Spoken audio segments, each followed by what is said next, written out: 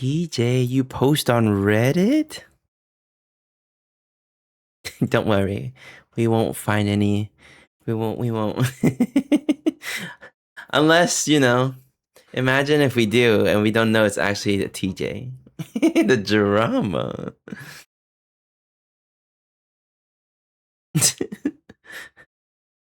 Good morning. I'm gonna be honest. I don't know anything about Reddit. Hi, Mr. Mika. Hi, Canoe. Hi, Cats. Congrats on first. Hi, Kidda. Hi, Sarah. Hi, Mika. Hi, Abby. Canoe has power again. That's very slay. Oh my god, I can't even imagine. That must have been so scary. And thank you for the stream streak. Still kept your stream streak, even with no power. Hi, Sparrow. Hi, Shells. Reddit is a website. Okay, well, I knew that. Hi, good morning.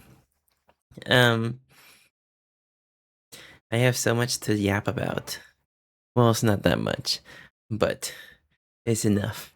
And that's good because today we're doing a just chatting stream, which is something I haven't done in a while. So I'm kind of scared. But I feel like we yap a lot anyways. So like, what's the point of having a game in the background when we can just yap, Um, Happy Wednesday. I hope everyone is having a good week. It is, oh my god. I I was going to have a very productive day today. However, a lot happened.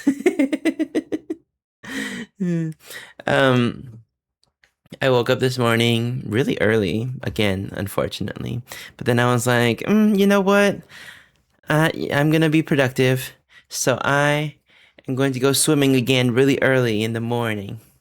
Baby kid, I got a cold and gave it to me. So yesterday I died and now I'm back to life. I'm glad that you're not dead anymore. Oh my gosh. How did baby Kidda even get a cold? I don't know science. I don't even know how people get colds.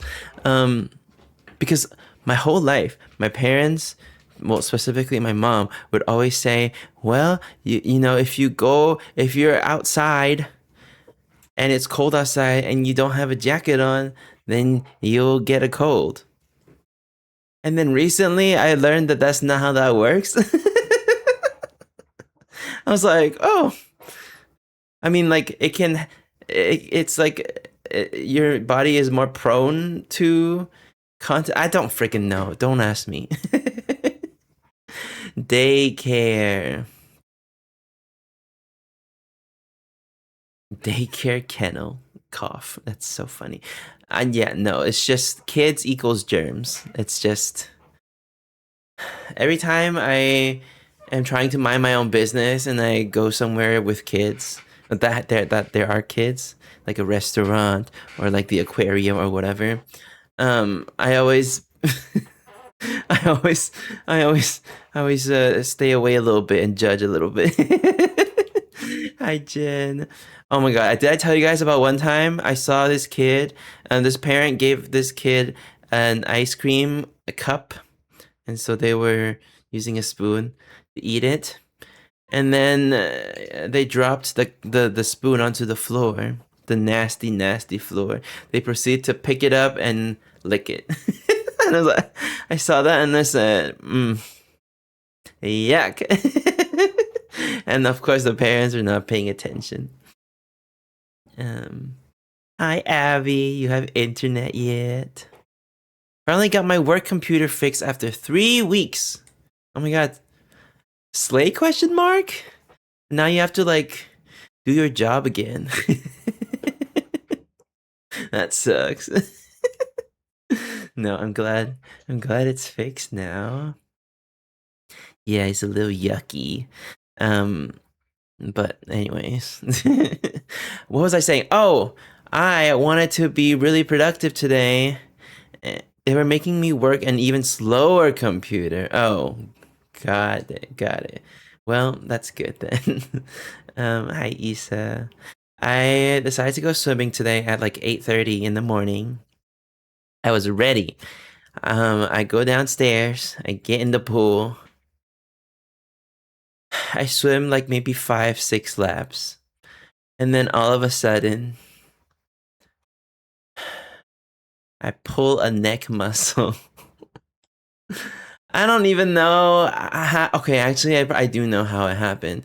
Okay, listen, I'm not one to stretch a lot because I feel like what's the point? And also, it feels kind of silly. And then today, for some reason, I guess I don't know. Maybe I was like overthinking or something. I decided to swim extra hard today. I was well. It was also because I was the only person in the pool. I felt like I could make bigger splashes and waves and stuff. I didn't have to worry about like disturbing other people. So I was like going at it. Um, Hi, Lindsay. Now look at you. No, exactly. I learned my lesson. Hopefully.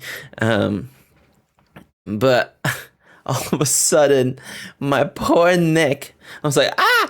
And then I was like, I probably shouldn't continue. And so I get out of the pool and I come home early. And ever since then, oh my God, the pain. I can't even describe.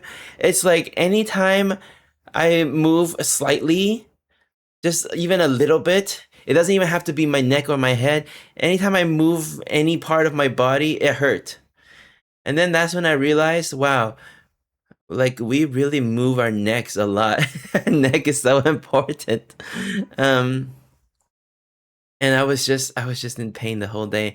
I was trying to look, I didn't have an ice pack, and so the only thing I had was this like can of fruit that my cousin left behind. And so I just took that. It wasn't really working. Um, See, but I feel like if I get a massage, there I would tell them that I pulled a muscle, and then I feel like they wouldn't touch that area. No, I don't know. Hi, Peachy. Also, I don't remember if I said hi to TJ, but hi, TJ. um, but yeah, and also I literally went like 2 weeks ago. I don't want to go back so fast. That's embarrassing. Maybe it was a week ago. But I was in so much pain, and I just could not. I just can't. I just couldn't do anything. I felt like such a baby, and I was just like randomly screaming in pain. But at the same time, I was also laughing at myself because I felt like this was so ridiculous. Like what? Ow. Um, and so I was like, oh no! Like today during stream, I'm just gonna have to be like sitting like this the whole time. I can't even move. I can't even move anything. Um, and then finally, like it was I don't remember what time it was. It was like 1, so like 4 hours ago. I'm like, I was googling. I was like, should I try Advil? I don't have any like pain medication at home, so I would have to go to the drugstore and get a thing. I moon pedal, Brian's neighbors. No, I wasn't that loud. Go get an ice pack. Go stretch your body. See, I tried to stretch my body. It was it was hurting.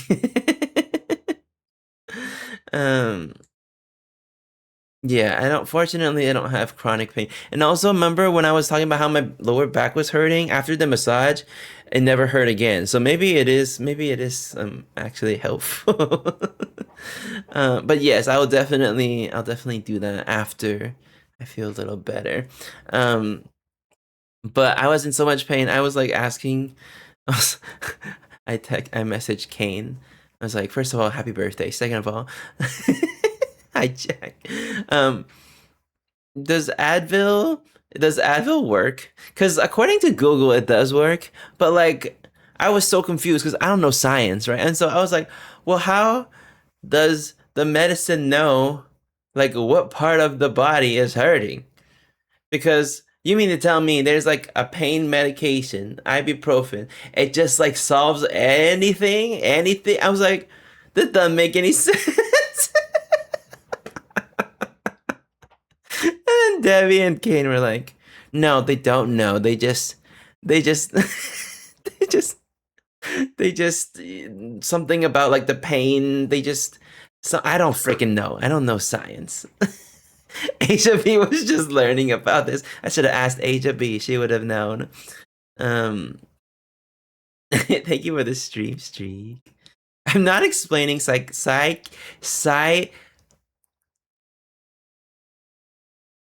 How do you say that word? Physiology, not psi. Physiology. Um, it's okay. You don't have to. But yeah, I was like, okay, I guess I'm gonna go touch grass to get a thing of Advil, and I get the, oh my god, it was so embarrassing. I had to cross the street, and I feel like I looked like such a loser. Because I couldn't even like tilt my head down to push the elevator button without it hurting. And so I was like feeling, I was like finding the button, and then I go outside. I have to cross the street, but there, it's one of those streets where there's no crosswalk. You just cross, and instead of turning my head, because I couldn't like IBS mod check. I couldn't turn my head. I had to turn my whole body. I go like this, and then I went like this. I was like, okay, there's no car. I was so embarrassed. I'm sure no one was looking at me, but like I was so embarrassed. I felt like everyone was looking at me. Um, Made my way to the store, and then I found out that they don't make chewable tablets for adults. If you guys know, it's Brian so lore. I can't swallow pills. I've tried so many times. Normally when I say that I'm a very picky eater and I don't like a lot of foods. A lot of the foods I just have never tried and I don't want to try.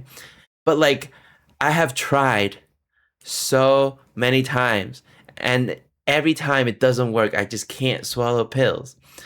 I know, and then I saw that they had the kids ones. Now the kids ones are chewable. However, I was looking at the packaging, and the kids Advil, it says like, oh, it can treat pain and like fever, but only pain related to fever and cough or like whatever. I even took a screenshot. They said it reduces fever and relieves pain due to immunization, earache, cold and flu, or sore throat. And I was like, well, I don't have any one of these things. I'm trying to. I need this one for muscle pain, but like they don't. It doesn't say that it's for muscle pain. But on the adult Advil packaging, it does say the muscle pain, like specifically muscle spasms, pain, whatever. And then I was like, is there a difference between like the kids one? I know like the kids Advil probably like a smaller dosage, but like I don't understand, but I don't know. And then I thought about asking like the person at the pharmacy, but then I was like too shy. I didn't want to. I didn't feel like being perceived. Um, and then I was trying to message Kane and Debbie again, but then there was no service in the freaking store, which, what a freaking scam. It wasn't even in the middle of nowhere. Um, and so initially I was like, okay, like I am in so much pain that I am willing to try again. I'm willing to try to swallow a pill again, even though the countless times I've tried, I've been unsuccessful. And so I went ahead, I bought the adult one. And then after I bought the adult one, I go outside, I walk home, and then my phone started working again, and then I see all the messages being like, "Oh, you can't take the kid Advil." But then I was like, "Well, it's too late now. I already bought it." Um, Thank you, HB. And so I got it, and I knew I wasn't going to be able to swallow it just by itself. And so I, being the genius that I am, decided to go to this like Korean fried chicken place. Well, it's more of a Korean corn dog place. And I got a side of waffle fries. I was like, you know what? If I eat, if I take the pill with the waffle fries, I won't even taste the pill. Genius. And so I got my waffle fries. I come home and I take, I shove a giant piece of waffle fry into my mouth along with one. And it's funny because these tablets are literally the size of an M&M. It's like it's so small, like the mini M&Ms, I should say. But like I just can't. I've tried. I ate it. I was chewing. I did have to bite into the pill. Um, and it was kind of gross, but thankfully I had more waffle fries, so I was just stuffing my mouth, and I was able to swallow the pill. So that's my slay of the day. I swallowed. Does it count as swallowing if you bit into the pill? I don't know. Into the tablet, but I did it for the first time ever in my life. Thank you so much. That's my slay of the day. Thank you. Everyone clap. um, After that, I was like, oh, thank God. Okay. Surely, like I was expecting this, not the slow clap. I was expecting this to be like the magic potion, right? I was like, this is gonna cure everything. Turns out, I looked it up. Turns out it takes at least 30 minutes before it kicks in. And so I was like, okay. I was in so much pain. I was just sitting here. I mean, when I tell you it's the longest 30 minutes of my entire life, I was just counting down the seconds. I was like waiting for the medicine to kick in, and it just did not kick in. 30 minutes go by, nothing happened. An hour goes by. I think it's like working a little bit, but then I was like, I don't know if I just like am imagining it or if it's, I don't know. And finally, it's been 3 hours, but like after like 2-ish hours, I finally have less pain in my neck. Like I can do this. Like I don't know if you get like this is crazy. Cuz if I were to do this earlier this morning, I would be screaming in pain.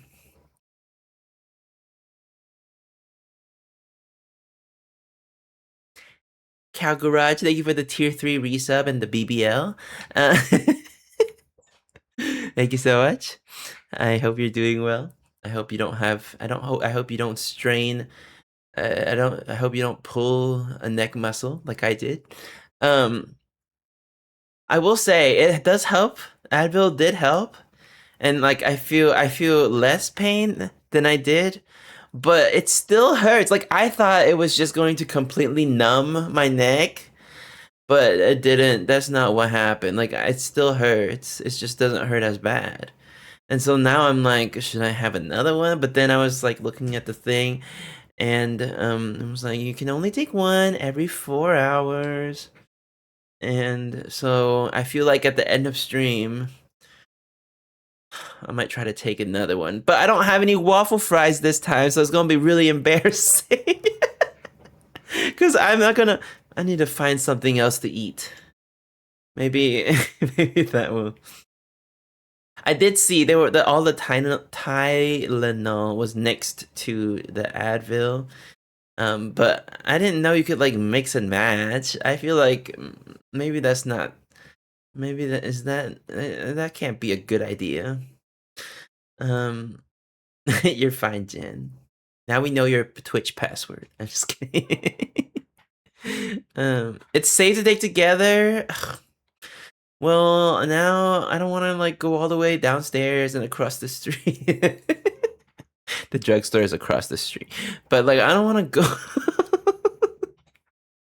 go. After my wisdom teeth, but then I have to get another thing of. I see. I thought about yogurt. I have one little thing of yogurt left, but yogurt is liquid.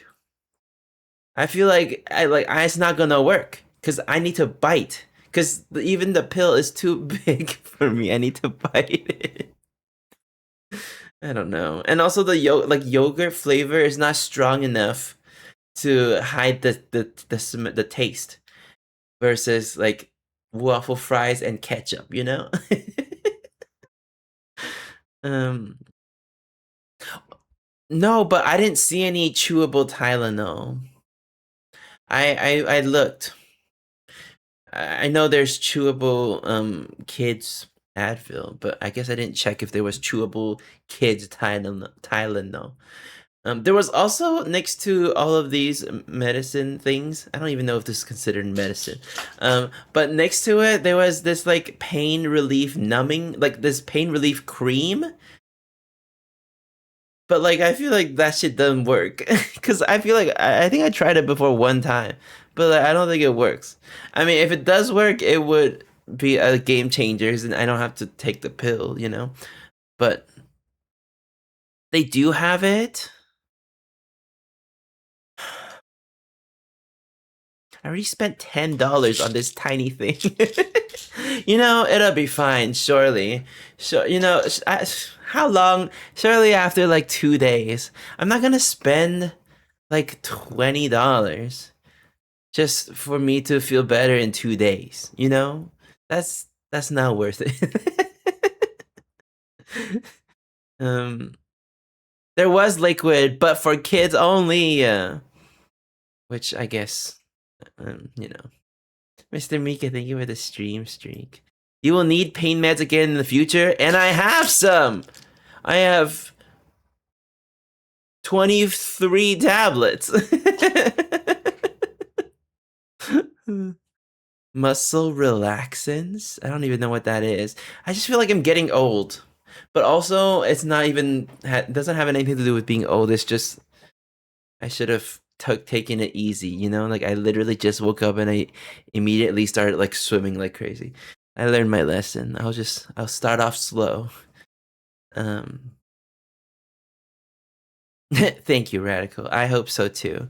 It definitely is like less pain, but it's still online. Yeah, but even if I order from like Amazon, it takes 2 days to deliver, and by the time by the time it arrives, maybe I won't even be in pain anymore. And actually, I need to like this needs to go away ASAP because I have a lot of things planned this weekend and all of next week, and I can't be held down. I have so many things. I have places to be and things to do. Yeah, I need to start stretching. I just feel like it looks really ridiculous. Not that anyone is looking at me and I live home alone, but like have you guys seen the movie Soul, the Pixar movie? Like when you like in that movie, the person passes away, and then you see like the memories from their entire life, and I feel like what if that's real? And then like I look at my life and then I just see myself stretching. Like that's so ridiculous. So embarrassing. Maybe it's just me. I just feel like stretching looks really silly. No, I don't need a neck brace. I don't need a. I'm not gonna pull a Regina George. I don't have Epsom salts either. See, it's just like I don't want to spend money on something that will just go away in a few days, hopefully. Knock on wood, you know? Hi, Skelly. Welcome back to. I'm just gonna do that.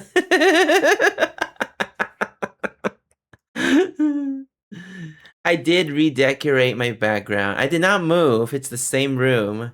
I just added some shelves. And I feel like it looks better now.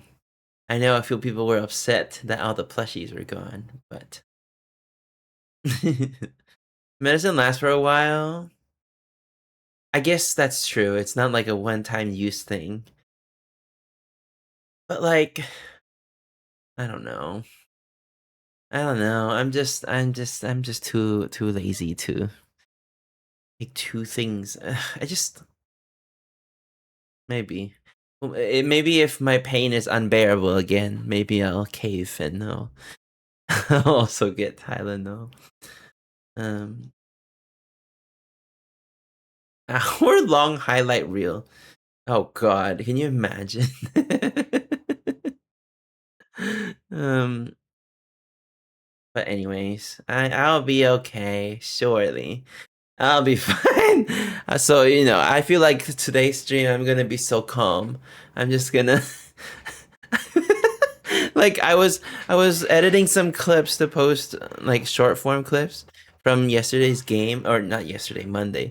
Which if you missed out on Monday's stream, you really missed out because that was so friggin' funny. And I kind of want to play that game again soon. I posted a clip today, and then I also made three more that I can post every day for the next, but I was laughing at how much I was moving, how much my body was moving. I guess I don't really realize I can be very expressive, and when I'm like laughing, I move my entire body, which I feel like I can't really do anymore because otherwise it starts hurting. Um, and so today's stream we're just gonna talk like this. um. Also, I have recently also been like low key kind of clumsy. I don't know what's wrong with me. Like yesterday, I almost slipped and fell in my bathroom. Fortunately, I didn't. But like I definitely what's the word? My heel, I like kicked my foot backwards somehow, and my heel. I was like, yeah, maybe I need bubble wrap. Help, I can't get up. This is what happens when you get old. Um, but no, it's been a struggle. But it's okay. We are here. We live. Um, Today we get to judge everyone else. I'm really excited. I found a bunch of Reddit stories, which again, I don't know anything about Reddit, so I don't even really know how it works. But basically, people feel like they can post whatever they want on Reddit, and so we get to. It's basically like a giant tea party where we get to read about everyone else's business and judge them. And that sounds really fun to me. I don't know about you guys. Hi, Debbie. I was just telling everyone about my life experience today. Um, I guess I didn't update you. Like it works a little bit. It doesn't hurt as bad anymore, but it still hurts. Like the pain, I thought the pain would just go away completely, which like honestly that's another reason why I didn't want to pair it with Tylenol, because I feel like maybe it's good to have a little bit of pain, because just because you don't have the pain doesn't mean that it's still not like messed up, right?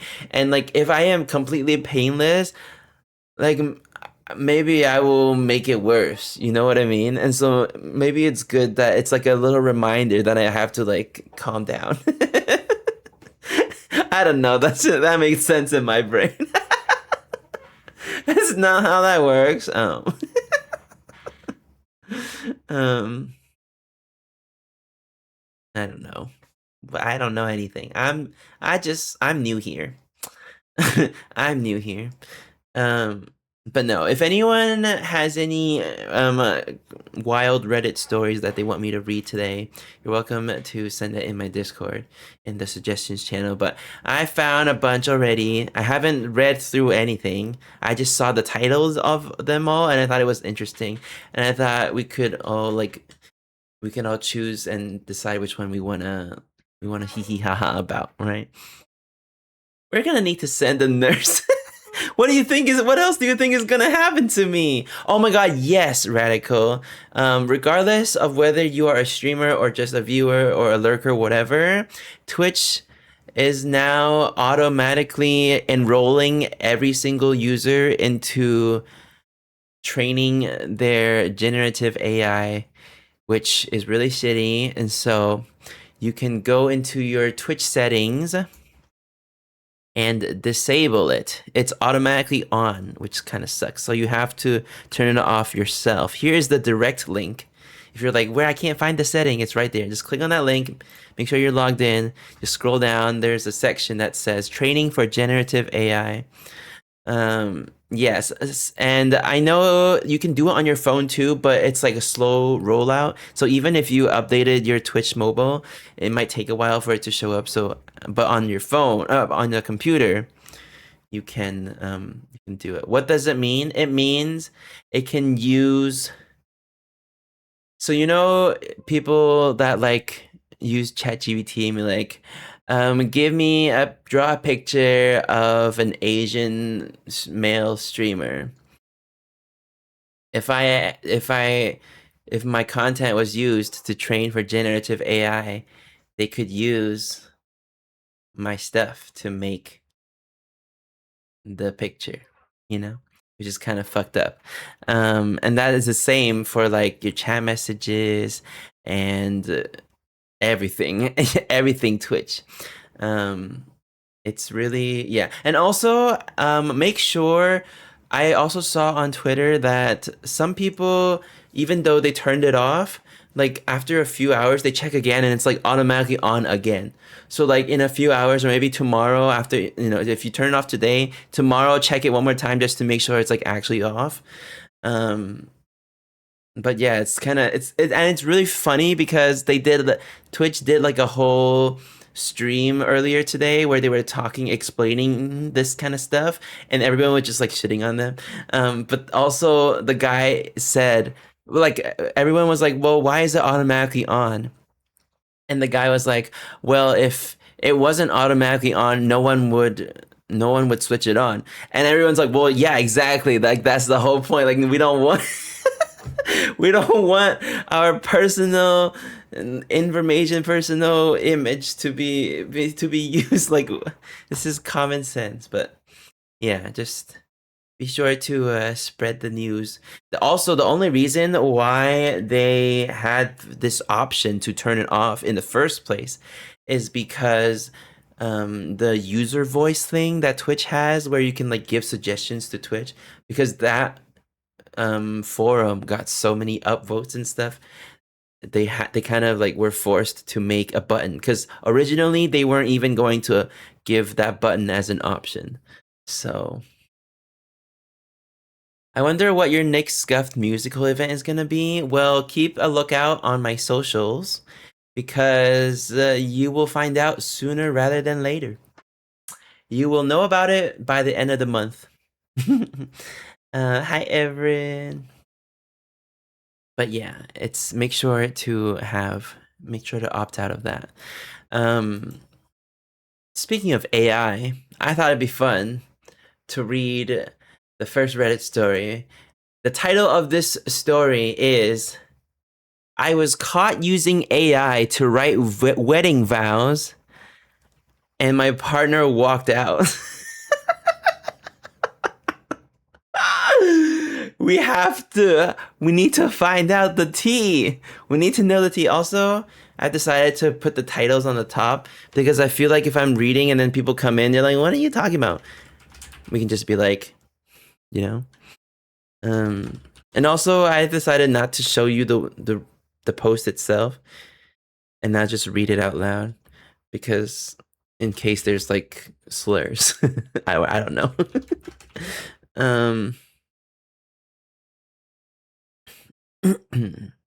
Nothing on my end, thanks. Yeah. I hope. Oh my god! By the way, I could not get that song out of my head all day yesterday. We are the world. Like I was to a point where I started like humming. I was humming. I was like, I was like, what am I humming? Oh god, is that song? And the only reason why it left my head today was because I was in pain all day. Oh, you can put it in suggestions, Cassie. Suggestions. If you scroll all the way down, there's a suggestions channel. But yeah, I already have a lot, but if you have like one that you're dying to share, you can share. No guarantee I'll actually read it, but Um, I watched your video like 7 times.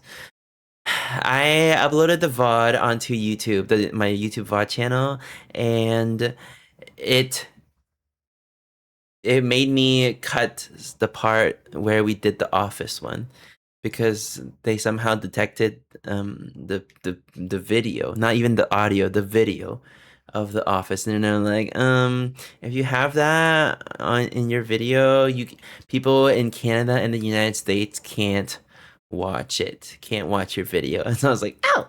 So I had to edit out those parts. um You watched so much of it. Debbie said that you were spamming her DMs. I am like so curious what you said. Oh, it's the first time in a long time where I was laughing that hard at a video game. Anyways, here, I'll turn the music down a little bit. Over and over this week. I posted that clip. That was the clip that I posted on my socials today. I'm waiting for my first hate comment because I feel like people that don't get it will not get it. And, oh my god, speaking of hate comments. Oh no, do I still have it?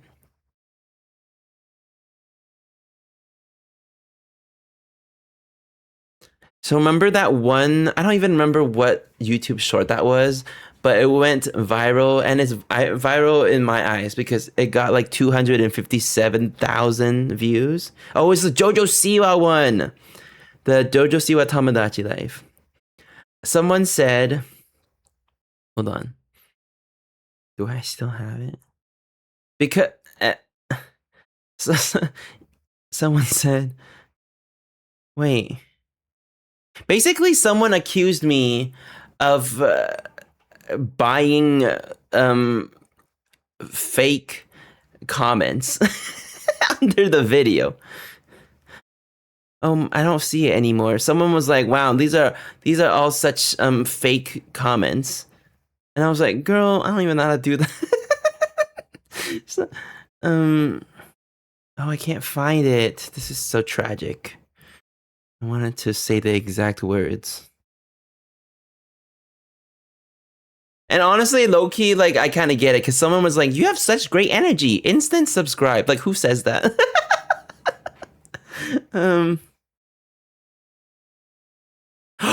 Oh, someone also called me a grown ass tub of lard. I just saw that just now. So, someone called me a grown ass tub of lard.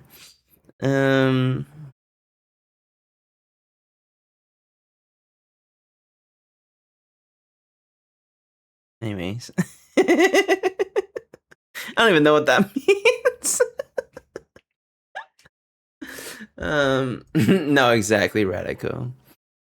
But anyways, YouTube is fascinating to me because people just be saying shit. Like, the internet is so fun because there's so many positives, right, for the internet. You can meet so many new people, and you can learn a lot, and you can make good friends. But then there's also the other side of the internet where it's just like, maybe not everyone should have an opinion.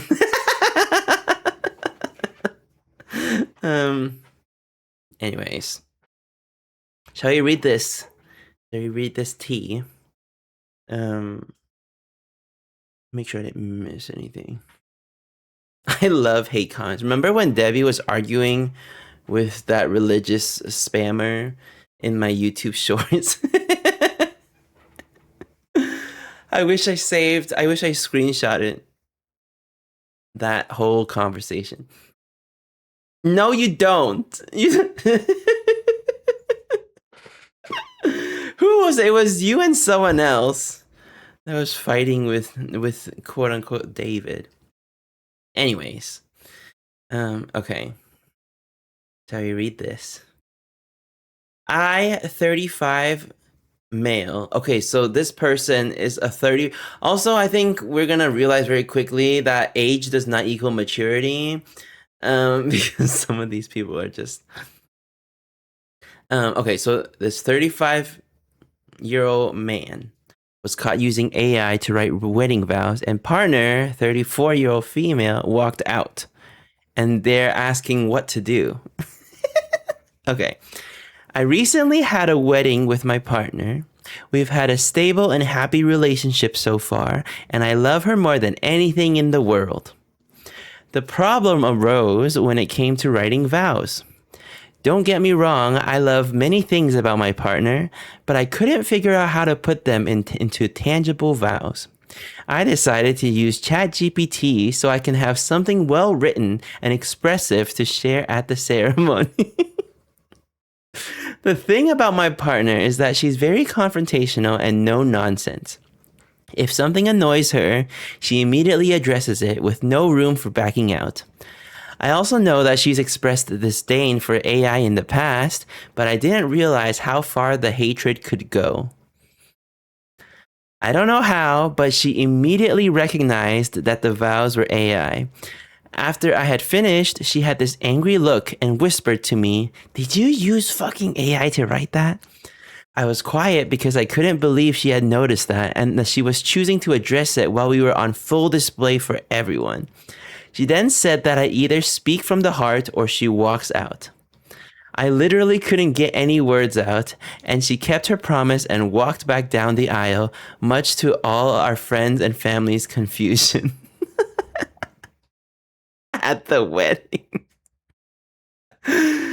She's been ghosting me these past few days, which is atypical for her and honestly giving me panic attacks. Most people agree that calling off a marriage because of AI vows was an overreaction, and that maybe it was a sign that our relationship would have issues. But a few female friends have said that they would have done the same. I'm hurt and honestly just needed it to help make the day more special. Is it worth fixing? First of all, who is most people? Because he said that most people agree that calling off a marriage because of AI vows was an overreaction. Yeah, I know this is real, and I'll tell you why in a second. But this happened a year ago. This is wild. Um, Obviously, the comments section tore him to shreds. And then he edited his post at the bottom, and he says, "Edit. Okay, I screwed up. I didn't check this post for a while because I wanted more points of view instead of just getting torn to shreds. But I understand why the situation is worse than I thought it was. I've been trying to contact my partner's family to see if I can talk to her again, but apparently she's been staying out of state with her sister. I'm going to tell her when she gets back what I heard here and that I understand. I'm also going to write new vows without AI and bring her favorite flowers and snacks. I still want her to know that I love her and know her. I will post an update when I can. Thank you all, even if some feedback could have been a tad more nicely put."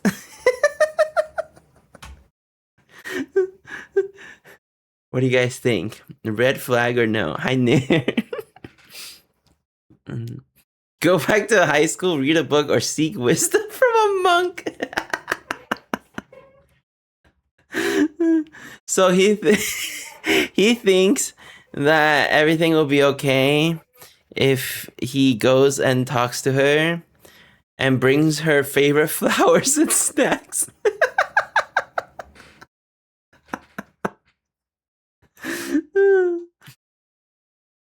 Yeah.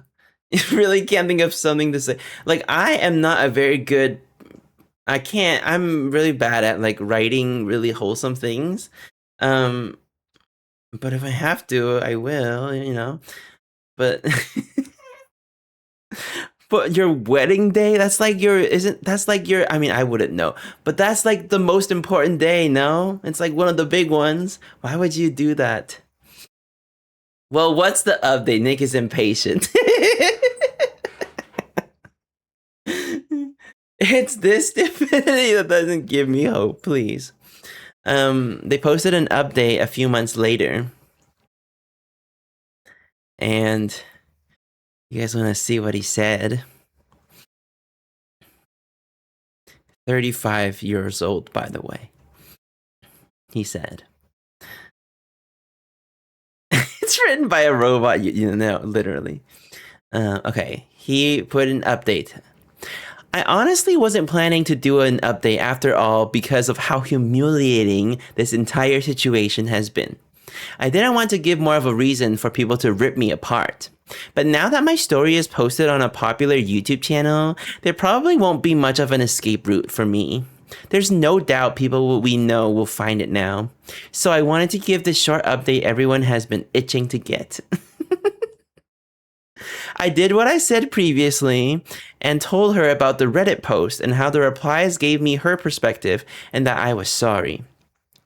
She ended up getting even more angry with me about posting our business, even though our names weren't mentioned, and that she couldn't believe I needed online strangers to tell me why I was wrong. Also, apparently my mom was texting her about paying back all of the wasted wedding money, and she used that against me too, which I don't think is fair. I have no control over what my family does. Snacks and flowers didn't do much. Snacks and flowers didn't do much. She refuses to give me another chance, even after offering going to couples counseling. So yeah, the wedding is never happening again. It's over. This has been the most horrendous time in my life. I thought about giving up altogether. Meanwhile, she's posting about brunch with friends on her social media. Makes me wonder how she could move on that fast while I'm still a wreck.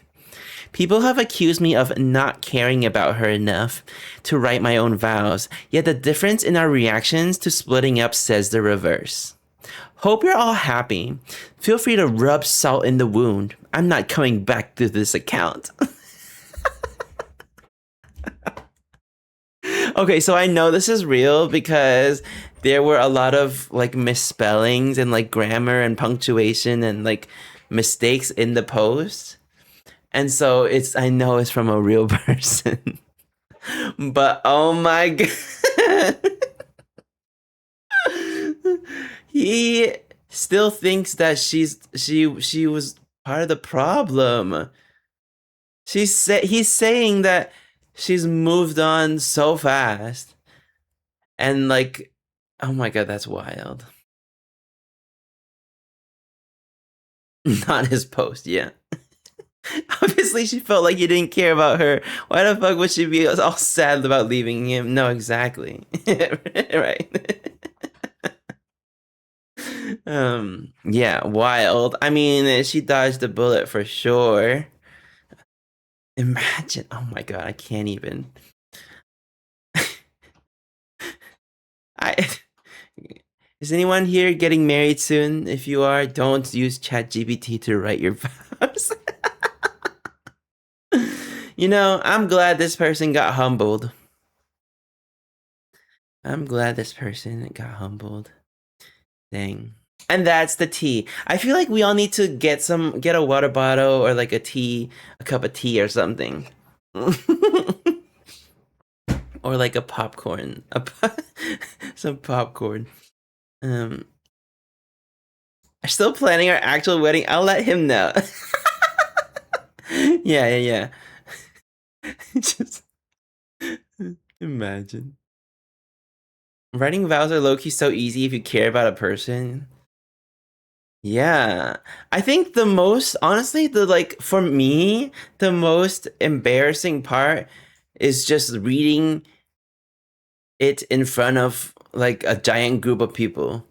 Unless it's like everybody present is someone I also really care about, or if it's just like there's like strangers that I don't really know, like that's kind of like I'd rather just read it out loud to you in private, you know?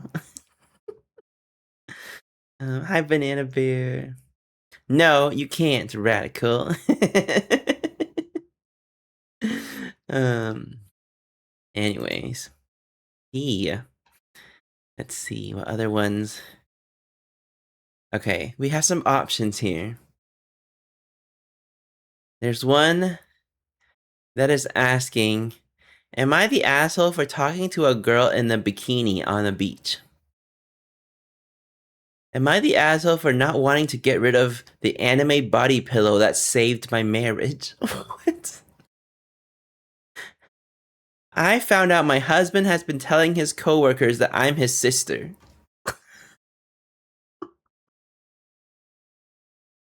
Which one should we read?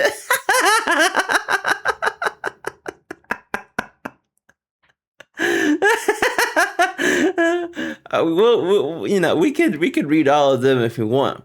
We'll just the last one. Okay. This is like story time. This is like in the fourth grade when the teacher would read out loud to the class and everyone would be so invested.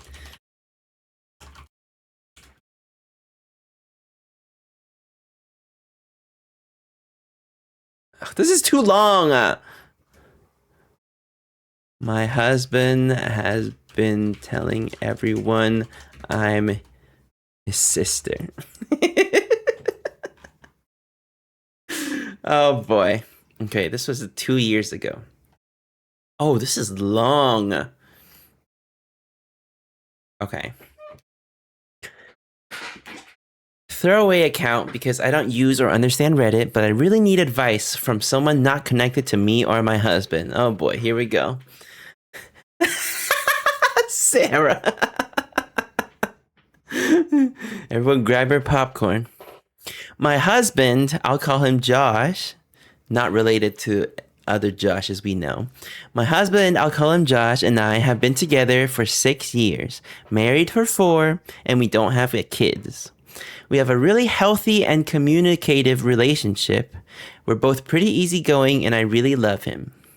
Okay, great. He started working at a large accounting firm about 3 years ago, and from what he tells me, he loves it there. He's made a lot of friends through his job, and he goes out with them for drinks and social events quite often, and I've been totally okay with that. I'm quite introverted, so I've never been interested in meeting his colleagues or work friends, nor have I asked to. I've got my own circle of friends, and I'm fine with us having separate friend groups, which I think is important. After what happened yesterday, it only just occurred to me that he has never actually asked me if I'd like to meet any of them or go to one of his work events. I guess that's important context. Okay. Anyway, I'll start with what happened a few months ago that I had brushed off until now. I was at a bar with some friends for a couple of Friday after work drinks, and a guy approached me. He was there with some friends too. He looked slightly familiar, but I hadn't met him before. He seemed friendly enough, and he asked me, let's give this person a name. Susan, right? I think I might have just given him a confused look because he followed up with, "I'm Jake. I work with Josh." I realized that I recognized him from some photos on my husband's phone. I don't use social media except for a private Instagram, so I'm not sure if he posted the photos anywhere, but we've got a very trusting relationship, so I look in his photos sometimes. Don't hate me. This is where it gets a bit embarrassing. I'm a bit socially awkward, so I struggled to end the conversation, but he just kept talking to me. I guess he was already a couple of beers deep. But while he was talking, he said something like, "It's great that you guys are still so close. I haven't talked to my brother in ages." At the time, I was like, huh? But I just assumed he was drunk and not making sense, so I ignored it. Hi, Raiders. Welcome to the tea spill session. Kibo raid. How was your stream? What were you up to? Thank you for the raid.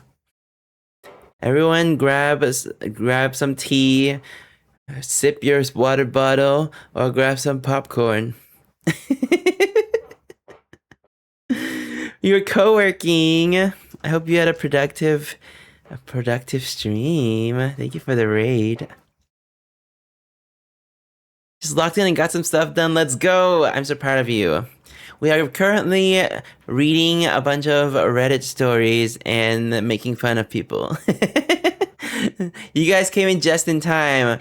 We're reading a story about how this person's husband has been telling everyone that she's his sister.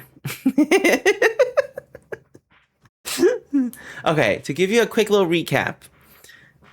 So far, this a while ago, she randomly met up with her husband's work friend at a bar. And apparently, he started a conversation with her, and he said something along the lines of, "It's great that you guys are still so close. I haven't talked to my brother in ages." At the time, I was like, "Huh?" But I just assumed he was drunk and not making sense, so I ignored it. Hi, Peachy. He started to get a little flirty, so I turned to my friends, and we left shortly after that. I didn't say anything to them about it, and it didn't seem like a big deal to me. I've also decided not to tell my husband that I had met his coworker Jake. Not to hide it, but because I figured the guy wouldn't even remember talking to me, and I didn't want it to make it awkward for Josh at work by telling him his colleague tried to hit on me. I just thought no harm, no foul. But yesterday morning, I was out walking our dog, Monty.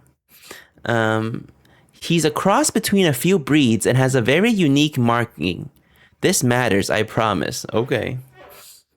Hi, Josh. Um, Yesterday morning, I was out walking our dog Monty and was on my way to my regular cafe, which is in town. I was waiting in line to order, and the guy in front of me was an older man. He got his coffee and turned around, but stopped and looked at my dog and goes, "Hello, Monty." Monty was super excited to see him, apparently, and so I guessed that this guy was another colleague of Josh's because Josh brings the dog to the office a couple of times a week. I thought it was sweet, to be honest, so I smiled at him and said hi. He introduced himself. I guessed correctly that he was a colleague, but then he said something like, "Aren't you a good sister walking his dog for him?" I was so confused that I didn't even know how to react at first, so I stumbled on my words and just said, "It's my dog." I regret it, but I genuinely couldn't bring myself to correct him and say that I'm Josh's wife and not his sister. It was just too awkward, and I wanted to leave because I think it was suddenly dawning on me what might have been going on. He asked me something about sharing a dog, but I was able to escape the conversation by being next in line to order my coffee, and he left. I seriously don't know what to do because what the fuck? Do I even ask my husband about this? Part of me is just assuming or hoping that it's a mistake, that he doesn't talk about me much at work, and they assume we are related because we both have brown hair? But the thought that he had been telling his coworkers that I'm his sister, and evidently they have seen what I look like, so they must have seen photos, makes my stomach churn. I don't even know how I would broach the subject with him. I need some help. What would you guys do in this situation? I've only told one friend about what happened because it's so weird and embarrassing, and she has jumped straight to time to plot his downfall because she's my ride or die. I love her. But I don't want to immediately assume the worst or ruin my marriage over something that could be nothing. What would you guys do? What would you tell her to do? That's. I feel like she can't just ignore it, right? She would have to. Listen, Josh, this person used Josh, okay? Yeah, I feel like you kind of have to confront him, but also I'd wait till we were in public and introduce him as my brother. But then he got what he wanted because apparently he wants everyone to know that they're siblings. Do you think he's cheating on her? He's incredibly awkward. No, but he's incredibly awkward. He's the one like telling everyone. Oh wait, there's a little edit. I don't think this is the update, but no one wants his ass. Yeah, that's kind of sus, no? Okay, the edit says, "Holy fuck! Thank you for everyone. Thank you everyone who commented with some advice. I haven't read all of them, but I really appreciate the suggestions. A small update: Josh came home at about 2:30 in the morning last night, but he was drunk, so he just went straight to sleep, which is fine by me because fuck having this conversation in that state. I've just woken up, but he's still sleeping. First thing I just want to clear up. I've seen a lot of people suggesting I have crippling social anxiety or I'm severely introverted, which I suppose you could glean from the way I explained what happened, but I'm not. I meant that I'm slightly introverted in that I'm not the most eager to meet lots of new people at once, especially a bunch of finance bros whose weekends consist of unending sports bar beers, which I assume I would be mansplained everything until my ears bleed. Which, honestly, fair. I suppose you could say that I'm confrontation averse, in that I'm quite laid back and prefer to keep a conversation easy and positive. I don't like it when things are awkward, and correcting when people misrecognize me is one of those things, but I'm not terrified of confrontation. Also, my husband and I do share some mutual friends. I didn't explain that well, but our lives are not entirely separate. The way he acts towards me around our mutual friends is extremely affectionate and normal. It is only his work friends that I have never interacted with. I've also seen some people suggest that what is going on is equivalent to my husband beating me and hopelessly wondering whether I should break up with him. And me hopelessly wondering whether I should break up with him. Or that I'm stupid for thinking my relationship was healthy when it clearly isn't. Like, damn, cut me some slack. I'm a real person, and this is an entirely alien and bizarre situation for me. My first reaction wasn't to assume the worst, but I do appreciate that you all have made me certain that it is a big deal. Well, yes. I guess I just needed confirmation that the things that happened are enough proof that Josh has been purposefully lying and they weren't just mix-ups. I'm going to talk to him today and ask him directly why he's telling his coworkers that I'm his sister. I Oh my god. Wish me luck. Thank you all. Wait, I need to find this update.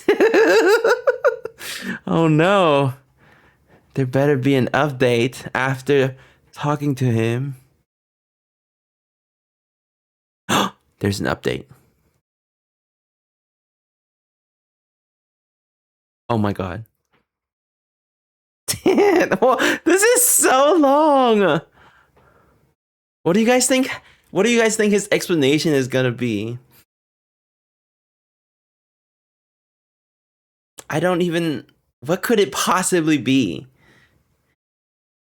I I don't know.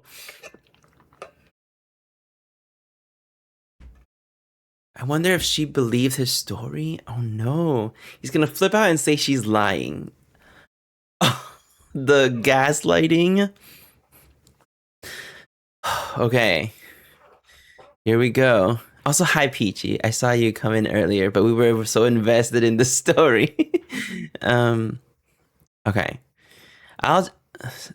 I'm just gonna skip over the formalities. Is that the word? She just said, "Thank you for the overwhelming support and advice." Blah blah. I'll get right into it. On Saturday morning, I woke up earlier than my husband. He was very hungover, so he was like sleeping. See, this is how I know this is real. He was sleeping like a rock. But you guys will be proud of me because I followed some advice and decided to look through his phone properly while he was sleeping. Oh, I have been on his phone so often just pissing around on it that I had never thought to check anything very deeply. I know his passcode by heart. I checked all the expected things like Instagram DMs, Facebook Messenger, his iMessages, etc., and I didn't find anything that set off alarm bells to me. But I know from some comments that people who are cheating are good at covering their tracks and hiding messages, so I kept looking around. I saw he had a folder called Work, and so I looked in there. And he had a couple of Microsoft apps, Outlook, Authenticator, OneNote, etc. But he also had MS Teams. So I opened that up and had a look around. It did feel like I might have been breaking laws by looking at his work messages, but obviously I had to. Anyway, I was already upset to see that he had a bunch of one-on-one chats with several female coworkers, which at first glance is obviously not an issue because everyone works with people of the opposite gender and are required to communicate with them. But a couple of them were vaguely flirty. Nothing I would call egregious, but there would be the occasional message between them with some playful innuendo or a wink emoji. These upset me, obviously, and they did send me into a bit of a spiral, but I didn't find anything that suggested he was having an out-and-out affair with any of them.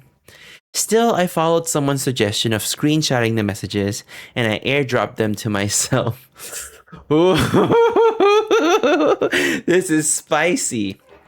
Okay, I still wanted some evidence of the lie though, some proof of Josh telling someone that I was his sister directly. A commenter suggested that I go through his messages and search for keyword sister. I wanted to reply to your comment and say thank you, but okay, whatever. So I searched for sis on his MS Teams, hoping to find results for both sister and sis. A bunch of messages from all hands group chats or one-on-one chats came up from other people, all unrelated and about their own sisters or whatever. But my heart dropped out of my ass, lol, when I saw there was a direct message from Jake, the guy at the bar, to Josh from a Monday a few months ago. Jake's messages said, "Ran into your sister at the bar on Friday. She's single, right?" And my husband had the fucking gall to reply, "Nah, she's married." I literally almost burst into flames on the spot when I saw that. I can't even describe how much I was shaking after reading those messages. Firstly, that I could have confronted Josh about this months ago. I was and still am so furious with myself for that. Josh would have been fucking praying I didn't remember meeting Jake or that I wouldn't mention it, and he would have been counting his lucky stars that I never did. He probably thought he was hot shit for getting away with that, and I nearly burnt a hole through the floor thinking about it. But secondly, I was just in shock. I lost my spot. Secondly, I was just in shock that he had the balls to tell this guy that I'm the one who is married because he doesn't want anyone having it on with me, but he is allowed to flirt with every fucking woman in the office. Anyway, I kept going back through the search results on his MS Teams, and eventually I got as far back as 2-ish years ago, and I did in fact find a message from Josh himself to a group chat. It said, "Me and my sis in Nusa Dua." I clicked on that and saw that he had sent alongside a bunch of photos of him and I from our holiday to Bali. We went to Bali for our 2nd anniversary. I thought he probably chose those photos because he's shirtless and had been working out, so he looked hot in all of them. I was in tears seeing all of this, obviously. I took screenshots of those too and airdropped all of the screenshots to myself. Needless to say, I was devastated and still am to see all of that. I'm still struggling to even process it all. Wait, I feel so bad for her. But that all happened on Saturday morning, and I immediately took myself to my friend's house. I'll call her Sophie. I went to her place to cry it out and show her what I found, and she was extremely supportive and probably more furious than me. At around 1:30, I got a call from Josh, and I hung it up immediately. He sent me a few messages along the lines of, "Where are you, baby? I'm ordering food. Want some? Sad to not wake up next to you this morning. Sad face." Guys, I have to reiterate how much I loved this man and how fucking heart-wrenching it was to see him still acting like nothing had gone wrong.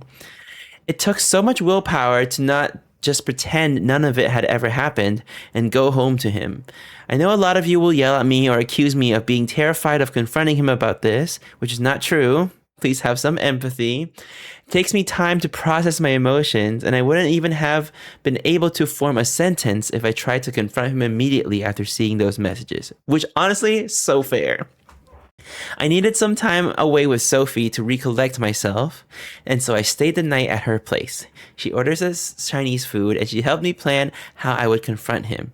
I got a bunch more texts and calls from him as the evening progressed, and I eventually put my phone on Do Not Disturb.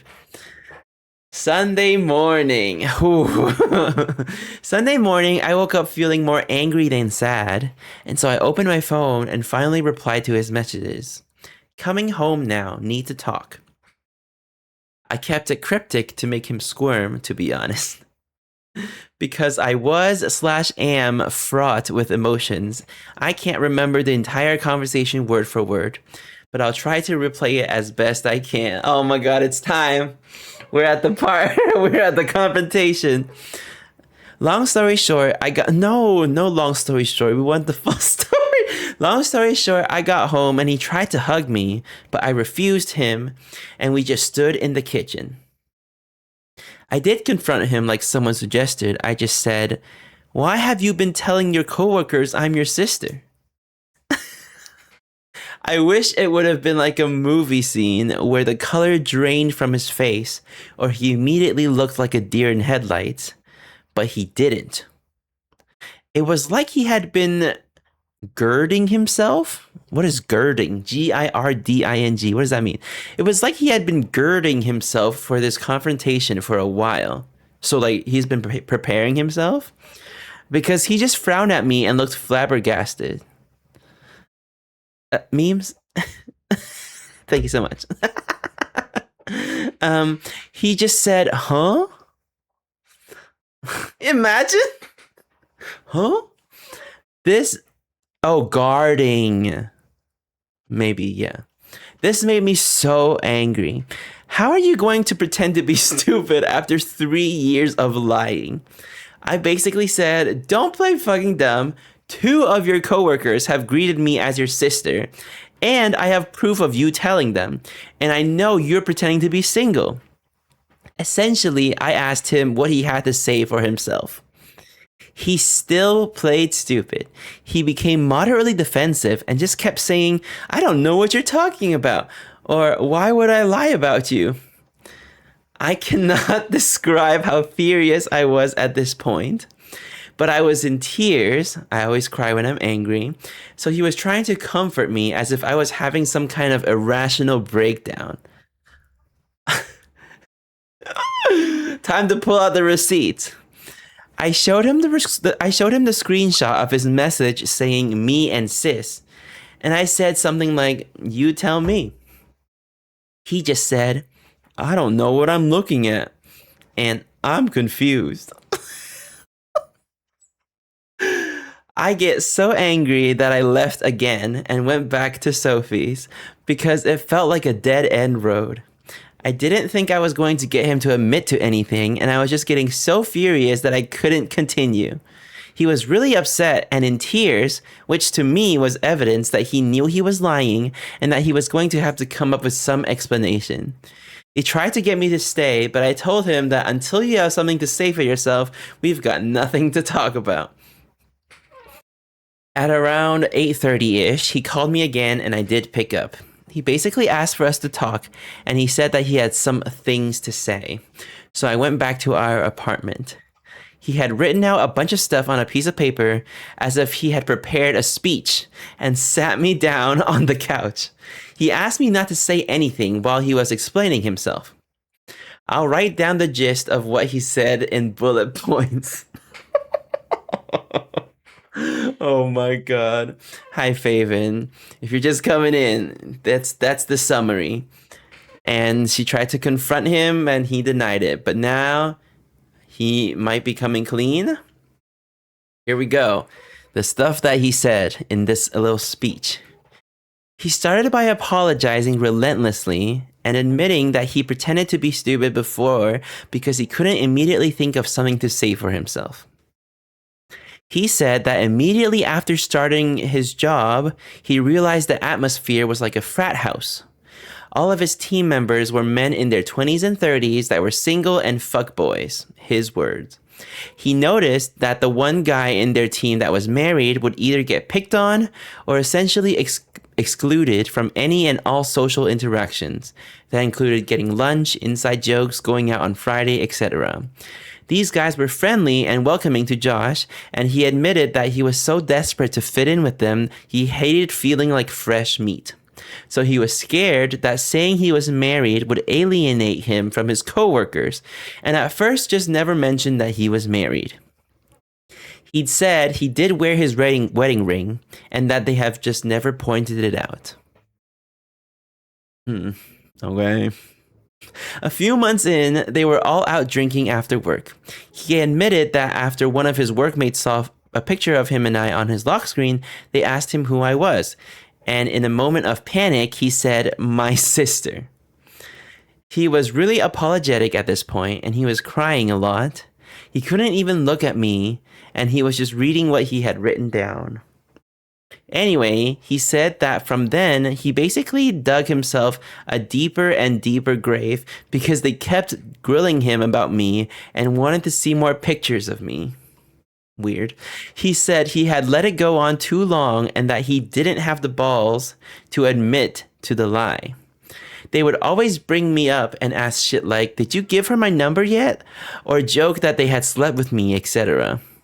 So when he got that message from Jake, he essentially thought it was just him taking the piss, but he didn't like the jokes they were making about me and said that I was married in hopes that they would stop. They didn't. He said that this wasn't the first time he told them I was married. In fact, he had said so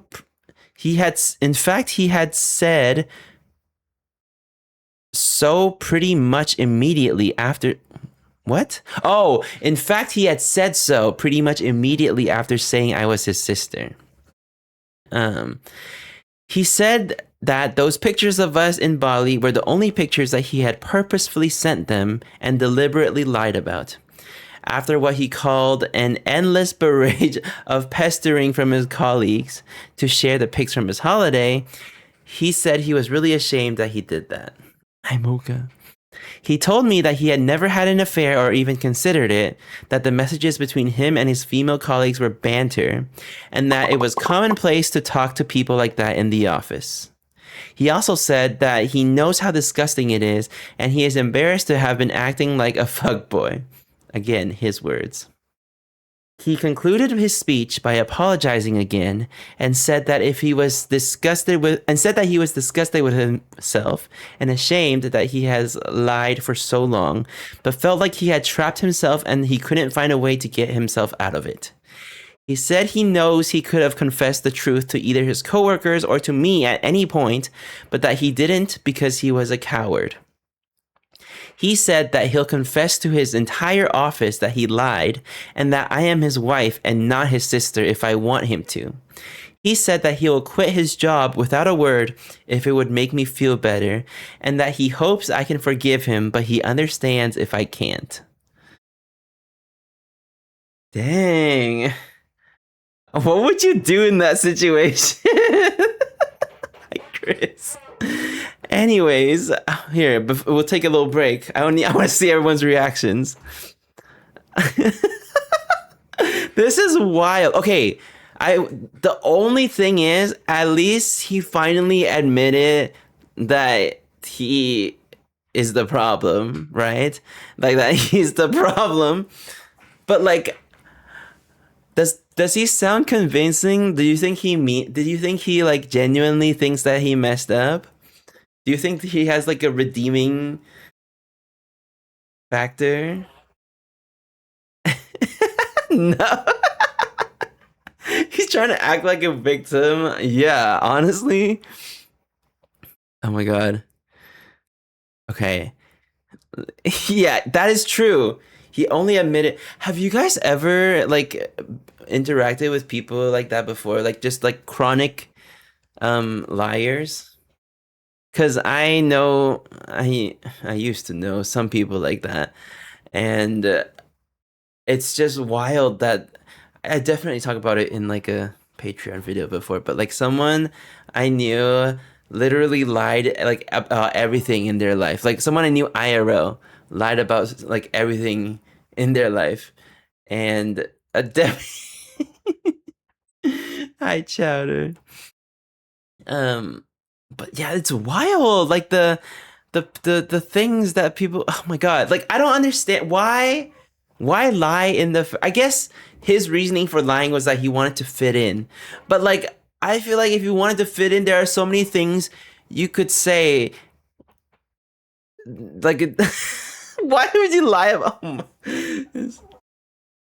I know this girl. I'll call her A. Biggest liar I've ever met in my life. Ooh, drama. Okay, there's a few more paragraphs. I couldn't really think of anything to say at that point. He went to lock himself in the bathroom, which that's so funny. He went to lock himself in the bathroom, and I just sat on the couch crying. I still don't know if I can trust what he said, and a lie that extreme is just baffling to me. If he can lie like that for so long, what else could he be lying about? Exactly. But his explanation and apologies seemed so sincere and genuine, and I guess to an extent what he said is believable. He has always been extroverted, but very susceptible to peer pressure, especially from other blokes. I think she's British. If nothing else, to me, it's a sign of shocking immaturity. Anyway, I packed up a bag and went back to Sophie's, and I'm still at her place as I'm writing this. She said I can stay as long as I need to. I told Josh that I needed time away from him to think about everything and whether or not I believe him, or whether I can ever trust him again. He told me to take as long as I needed and that he will still be there if or when I get back, he said, even if it takes a year. I feel like he genuinely thinks he messed up, but like I feel like it might be too late. Um right now nothing feels real. I'm still dealing with the emotional whiplash from all of this, and I can't even keep food down or think about anything. Wait, that's so sad. I feel so bad for her. Hi, honey. I've taken the day off work, and Josh told me he's going to take off the whole week. Sophie and my other friends have told me not to make a decision on anything until my head is clear. I spoke to my parents this morning, and my mom says it's just a bump in the road. But she and my dad adore Josh, so they're pretty biased. That's crazy! Wait, her parents saying it's just a bump in the road? Like, imagine if this happened to you, mom. Like, would you call it a bump in the road? That's where I am right now. I'll take some time before I consider my next steps. I can't say whether I'm leaning towards forgiveness or divorce, but those are really the only options. I kind of feel lost in the void at the moment. That probably the best way to describe it, just emptiness. Thanks again for all your advice and support. I'm truly grateful. Having this space to write down all of my thoughts have been helpful and to help my mind a little clearer. This will be my last update. All the best. Dang.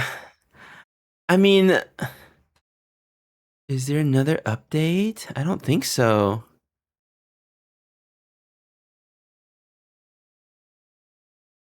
That was the last update. Huh. You guys think she got a divorce? Oh my god, I hope so. This is wild. I've seen people fully cheat and repair their marriage, but it took a lot of work.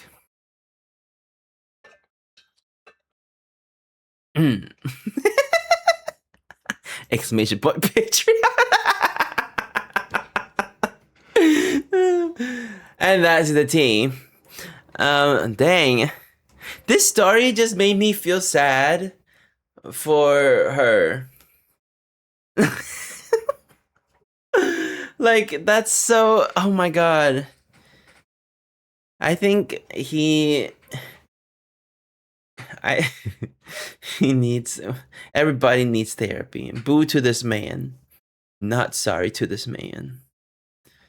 Once that trust is gone, it's over. You guys believe in second chances? I guess it's not as black and white as it like there are things it depends on what you lie about. If it's like, electric chair. That this is wild. Yeah, for me it depends on what it is.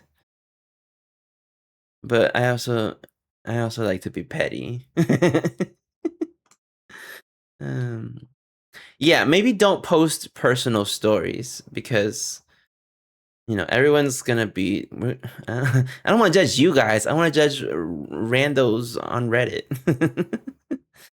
um, I give only 1 second chance, then there's no mercy. Yeah, again, I guess it really depends on what it is, because I feel like a lot of times, like if it's just a misunderstanding, like okay, but I will. I will remember. I will never forget. I will I will definitely like even like it would just if like something like that happened, even if I want to move past it, like part of me is still going to keep that in mind forever, and then just it's just not gonna be the same after that, even if you try to like be normal. No, you Asia B. Oh wait, Fabian was talking about Ayana. I thought you were being serious. That's wild. Um, yeah, brag. Yeah, she deserves to be bragged about. Exactly. Ayana is a problem. It's not what you said to me off stream. Oh my gosh, that's wild. Dang. Wow, what an adventure. I don't know about you guys, but I was invested. um Do we want to read Am I the asshole for talking to a girl in a bikini at a beach? Or am I the asshole for not wanting to get rid of an anime body pillow that saved my marriage? I have a lot to go through first. After that, we'll look at some of the other ones. Body pillow. Oh, thank you, Peachy, by the way, for the.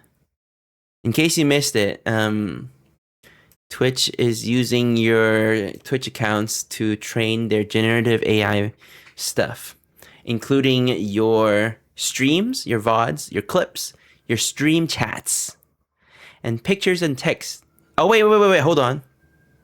Yes, and pictures and text on your channel. So make sure to turn that off. The link, I'll post the link again in here. There we go. Make sure to turn it off.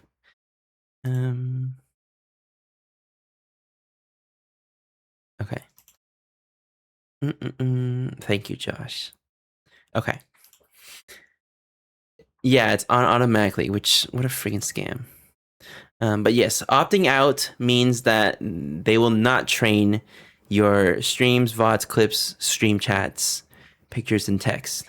But it will still it will still help train stuff like auto mod, which I guess annoying, but okay. Does not retain your data and use it to produce content. They may also use your data to run AI supported features like captions, but does not retain your stream or your clips to train a model, so it's not for training. This is new. It literally today. So make sure to turn it off. And also check, if you turn it off today, also hi Tim. Thank you for the stream streak. And also hi Space. Make sure to turn it off, and then tomorrow make sure to check to make sure that it's off. Because some people has been saying that it was automatically turned back on. But yeah, if you click on that link that I sent in chat, I can pin it too. You scroll down, there's an option for generative AI something something. I posted the exact screenshot in in Discord as well. It's called Training for Generative AI. You can turn that off. Okay, body pillow time. Oh God, what could this even be about? I'm free from work. Oh my God, perfect. Just in time. Hear about a body pillow.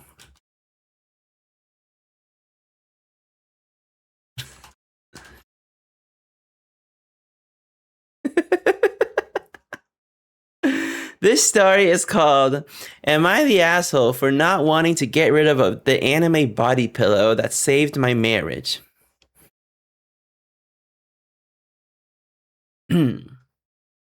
Perfect timing. My Taco Bell just got here.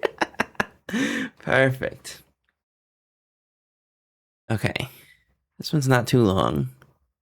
I guess for this one, it's not really just a story. Like we get to judge. We get to decide if this person is in the wrong or if this person is justified.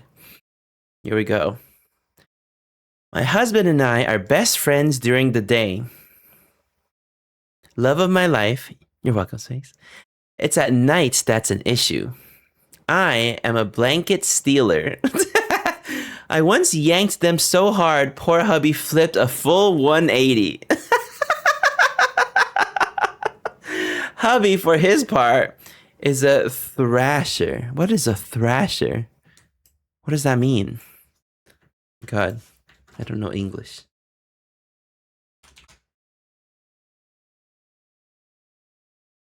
I don't get it. Like so he moves around a lot. I see. Okay, I understand. Bruce Lee would be jealous of the moves he pulls off while unconscious. This person's funny. It's a constant war between us when we fall asleep, and both of us often wake up sore and exhausted. Sore? It was starting to affect our relationship. Neither of us wanted to move to a separate bed because we like spending our nights together, but it seemed like an inevitability. Inevitability. We were both crabby every morning, and we started fighting as soon as we got up. It sucked, but neither of us wanted to concede defeat and move to the other bed. Quick background, I was a huge nerd as a teenager.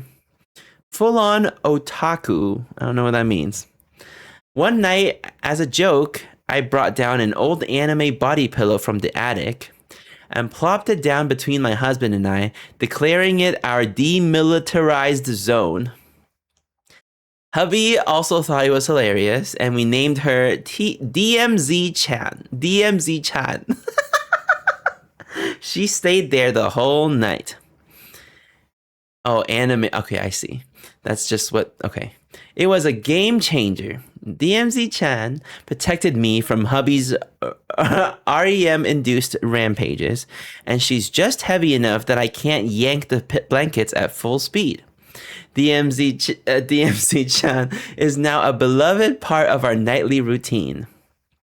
I don't know, Sparrow. We both thought it was the funniest thing, but she legitimately helped us solve the only real issue in our marriage. One day... Is MIL mother-in-law? I'm assuming. One day, mother-in-law stopped by to pick something up. She got up to use the restroom, passing by our open bedroom door. You can guess what she saw. DMZ-chan propped up in the middle of our bed, her giant soulful anime eyes looking right back at mother-in-law. When she got back, she quickly grabbed her stuff and left. Hubby and I are both confused. She later mentioned DMZ-chan to hubby while they were on the phone, and it absolutely mortified him. As far as I know, mother-in-law now thinks we're deviants in a three-way relationship with a body pillow. Hubby was too embarrassed to explain, and now he wants to put DMZ-chan back in the attic. I was upset. I told him I didn't want to go back to boxing each other at night and that DMZ-chan helped us so much in that. He agreed, but suggested we could get a normal plain body pillowcase to replace her. I felt like there was no need to spend money on something we already have, and if it was really that big of an issue, we can put her in the closet while we have company over. Hubby is firm in that she has to go permanently. I know he's embarrassed, but I feel we shouldn't have to compromise our inside jokes to appease other people. Am I the asshole? What do you guys think? I mean, this. Do you think she is, or I guess I'm just assuming. I don't know. Do you think that you think this person is the asshole? I'm team anime body pillow. Hold on, let's do a poll. What team? Team body pillow? Team hubby? I'm so curious. There you go. The mother-in-law's jealous. They're being weirdly confrontational. Shouldn't be the mom's business. Yeah, I feel like the husband just got so embarrassed. But like I guess if I was in that situation, I would also be embarrassed if my mom saw but like get over it. It's not that big of a deal.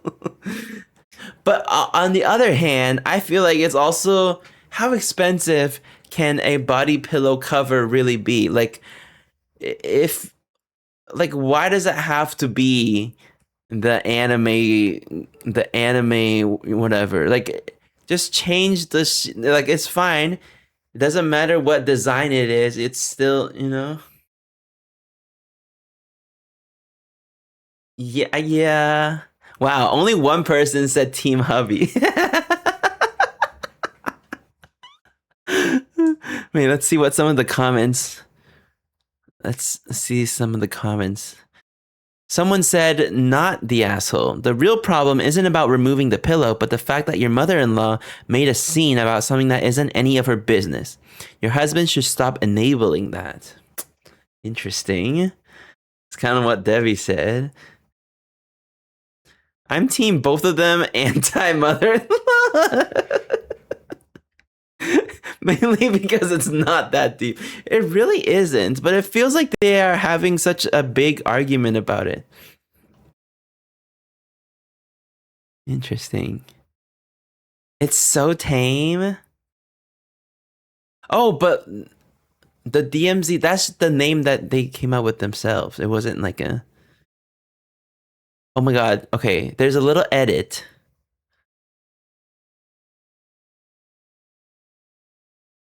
Okay. Sweet bees, this blew up. Was not expecting all the attention. Just wanted to say thank you for everyone for chiming in. I admit I was being stubborn. I drove over to Target on my lunch break and bought a new cover for $10. Okay. I put it on DMZ chat as soon as I got home. To those asking, I did wash her after fishing her out of the attic, and am now waiting on hubby to get home so I can apologize for making him uncomfortable. Whoa. Okay, I don't know about that last part. DMZ-chan shall live on in our hearts and under the blanket when company's over. Okay, I guess she did admit that it's not that big of a deal. $10. But why does she have to... No, she did not have to apologize.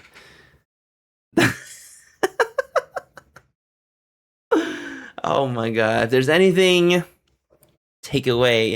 take away from my streams is that you shouldn't apologize for things you don't have to apologize about. Mika's on Team DMZ chat. Oh my god. Okay. I guess there was like a somewhat of a solution. But I agree. Oh my god, it's always the mother-in-laws. Justice for DMZ chat. Yeah, the mother was the problem here. It's wild. If I suddenly feel weird about something and my partner was fighting me on a $10 pillow cover, I'd be pissed. Yeah, that's fair. I feel like he should be the one to apologize for making such a big deal out of it when it was not a big deal to begin with. Wild. Okay. Should we read this one? About talking to a girl in a bikini at the beach.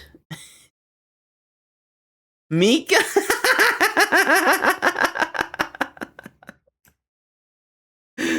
Mika is brave. What do you guys think this is about?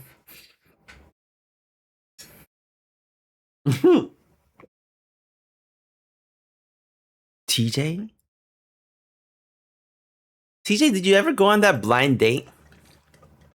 That I forgot who set up for you? We never got an update. I'm nosy. Oh, it hasn't happened yet. Wait, when is it happening? Honestly, you don't have to tell us if you don't want to, but I'm just nosy. Okay.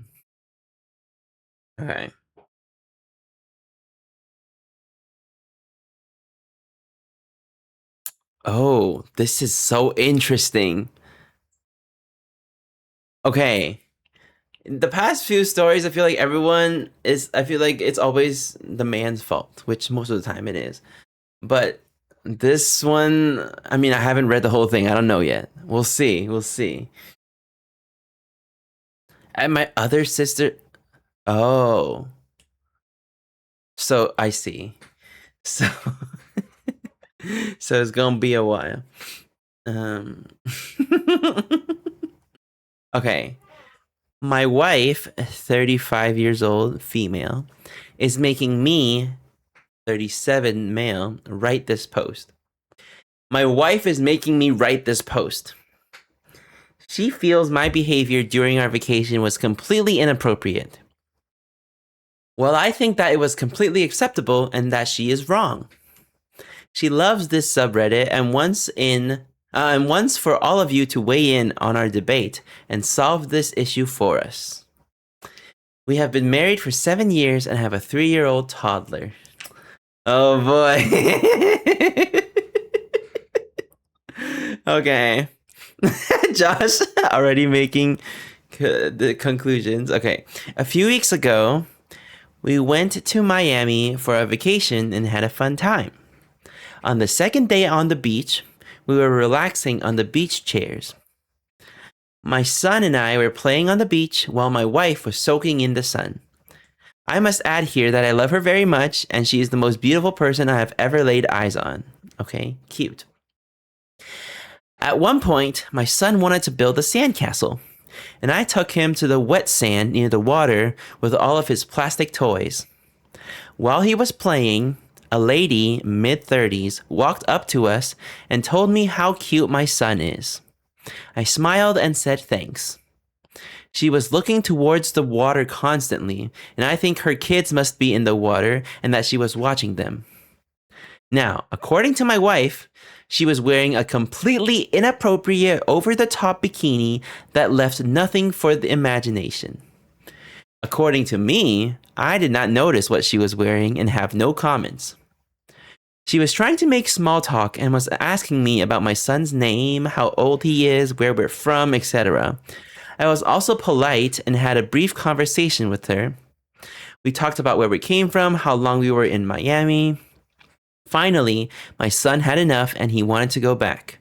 So I said bye and came back and sat next to my wife. The whole conversation may have lasted for less than 10 minutes. My wife was not happy with me talking to this lady.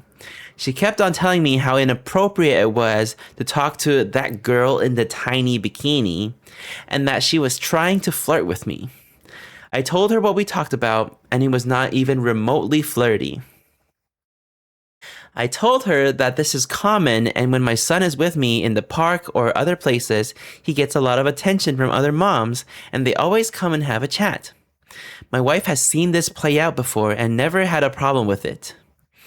My wife thinks that this is different because that girl was in a very revealing bikini, and I, as a married man, should know better than talking to her. We saw that lady a few other times during our stay, and I cut our conversation short every time she tried to talk to me. My wife cannot let this go. She thinks that I should admit that it's different to talk to a girl in a social setting versus when she's in a bikini on the beach. I feel having small talk with someone is fine, irrespective of the state of dress or undress. So, dear Reddit forum, please settle this debate for us. Is my wife correct that I was the asshole for talking to a girl when she is wearing a bikini, or she is being unfair to that lady when she was wearing an appropriate outfit for the place where she was at? Note that my wife also will be reading the reply, so please be nice when telling her how wrong she is. Oh my god.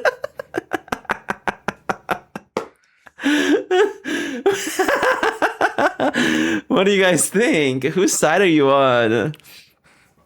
They're both being annoying. It's so funny. Whose side?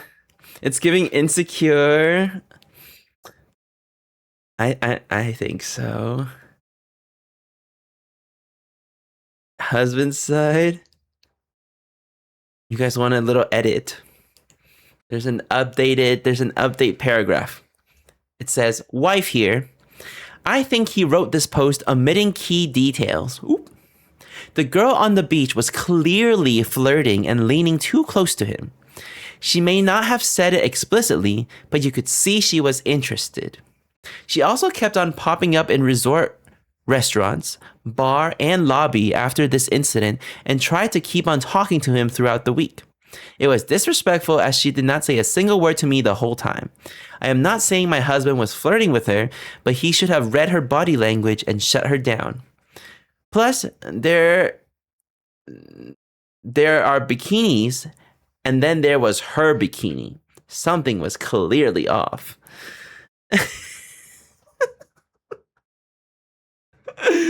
What do you guys think? I don't think the wife was very convincing.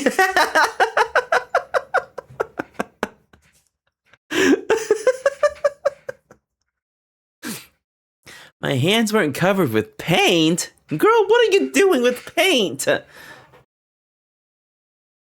What? What? You're finger painting? You'll see. Okay. Do I know what it is? Wait, everyone is grilling his wife in the comments. Someone said, your wife is gonna have a stroke after this. This is not going the way she wanted at all. And then someone said, was cosplaying as his wife. He admitted key details that I've added, and nothing of value was added. He left out key details, like the details I'm gonna restate again. Bikini. Oh my gosh. Guys, there's an update.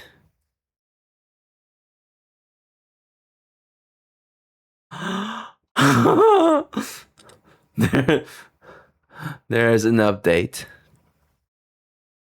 Okay. And you'll never guess. This update is from the wife.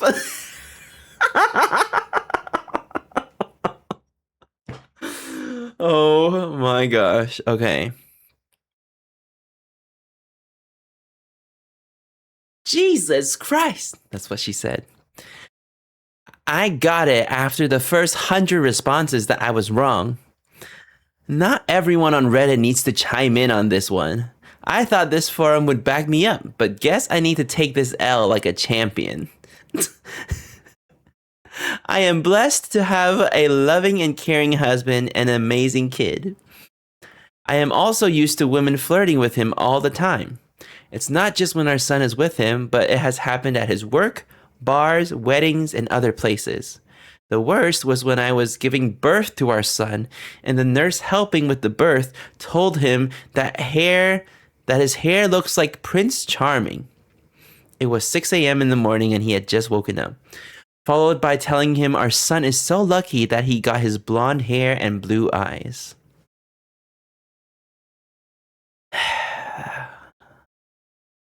I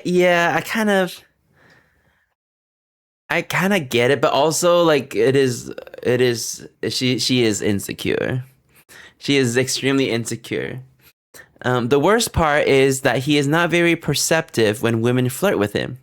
He thinks that most women go around talking to strangers and compliment them on their looks because that is his life experience. Okay, that's her way of saying that he is really handsome. When I try to tell him that, he always gets very defensive.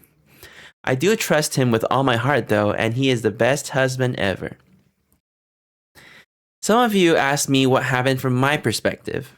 I know there is no way for me to not seem like an asshole when I write this, but this is what I saw. Okay, there are two sides to every story, and technically we have only heard one side. Yeah, I think she's realizing that she does trust him, and so it's not, that. She's flirting with your man in the living room.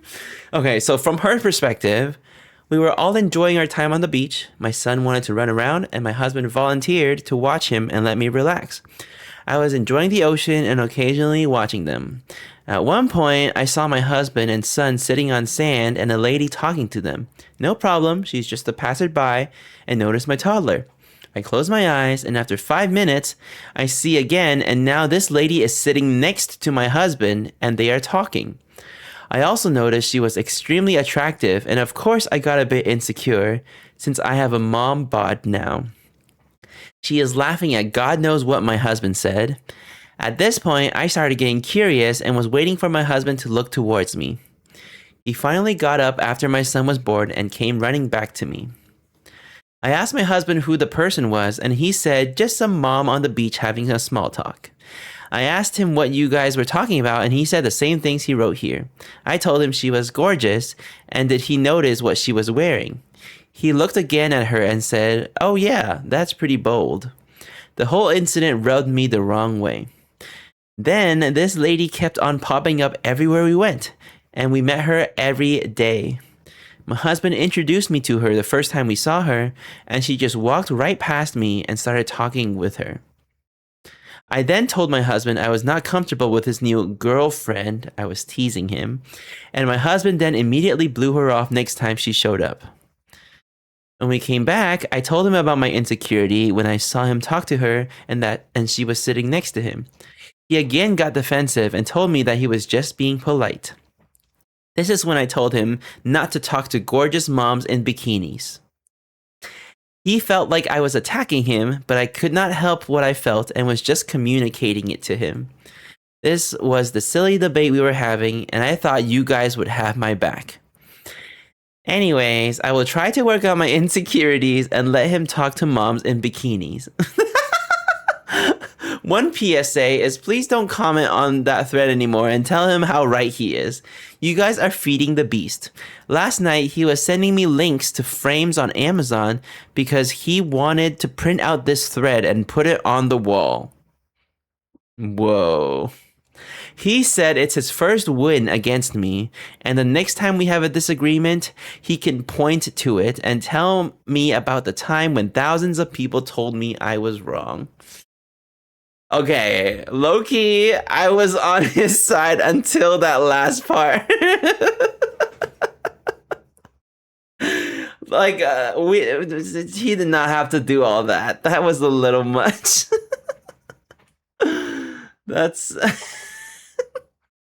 Hey, at least... I don't even know what to say to this. Yeah, why are they like... It's not a competition. This is interesting. This was 2 years ago.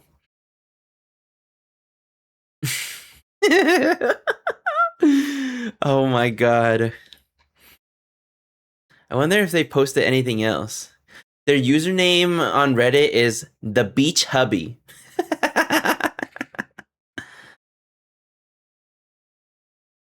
Mm, oh my god, they took turns like commenting on people's stuff too. Do we think they're still married if this is how they fight? I think so. Because at least this was somewhat resolved. I mean, again, I think it's funny that they're using Reddit to resolve it, but still. I stand by my initial opinion that they're annoying. Yeah, you're not wrong. Oh my god. Reddit is wild. People just be sharing anything. But which I guess like you never know. Maybe some people just like lie for attention. But like all of the ones that we've read so far, I feel like there was always like spelling mistakes and stuff. So it's real, I think. Unless someone purposefully, I don't know. Um Oh my god, there's a Reddit thread called or Reddit, what is this called? Reddit um community? A Reddit community called Petty Revenge. Wife thinks I'm taking longer than I need to in the bathroom, so I made sure she knows it's legit.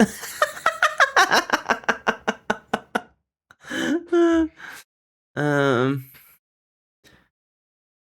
Or there's one called Am I overreacting for threatening to take my sister to court after her toddler destroyed my $2,000 gaming setup because she said I should have baby proofed my room?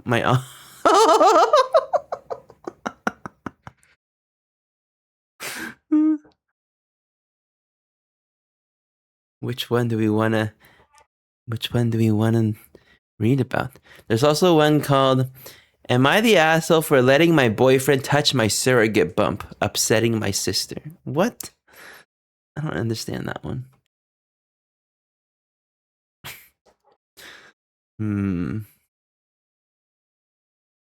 Pay up or see me in court.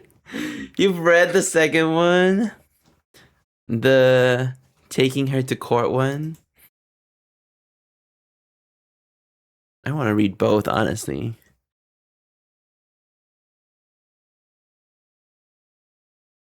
For threatening to take my sister to court. Okay. Oh, God. Am I overreacting for threatening to take my sister to court after her toddler destroyed my $2,000 gaming setup because she said I should have baby-proofed my apartment? Hi, Reddit. I am a female 25 years old, and I'm honestly at my breaking point with this one. I need outside perspective because my entire family is acting like I'm acting like I'm Hitler for standing my ground. Okay, is this oh my god, this is gonna be so okay. So I am a student software developer and a pretty serious PC gamer in my free time. I live alone in a one-bedroom apartment that I've spent years making cozy and functional. I've saved up for a long time to build my dream PC setup. Triple monitors, custom mechanical keyboard, ergonomic chair, the works. Altogether, my rig is worth a bit over $2,000, and I take care of it like it's a damn child. Last weekend, my older sister, 30 years old, asked if she could crash at my place for one night because her apartment was being fumigated and her husband was out of town. She has a 3-year-old son, Max, who, let's say, spirited. What does that mean? I love him, but he's a little chaos goblin. Okay, I see. I hesitated, but she swore she'd keep an eye on him and that it'd just be for one night. Wait, you're on the older sister's side? They show up Saturday afternoon. Oh, interesting. They show up Saturday afternoon, and immediately it's clear she wasn't kidding about Max being a handful. Within 10 minutes of arriving, he'd pulled he had pulled 4 books off my shelf, thrown my houseplant on the floor, and spilled juice on my area rug. I tried to stay chill. He's 3, I get it. But I asked my sister politely to please keep him out of my office where my PC setup is. She rolls her eyes and goes, "He's just exploring. He's curious. It's normal." But she closes the office door anyways. Okay. Cut to Sunday morning.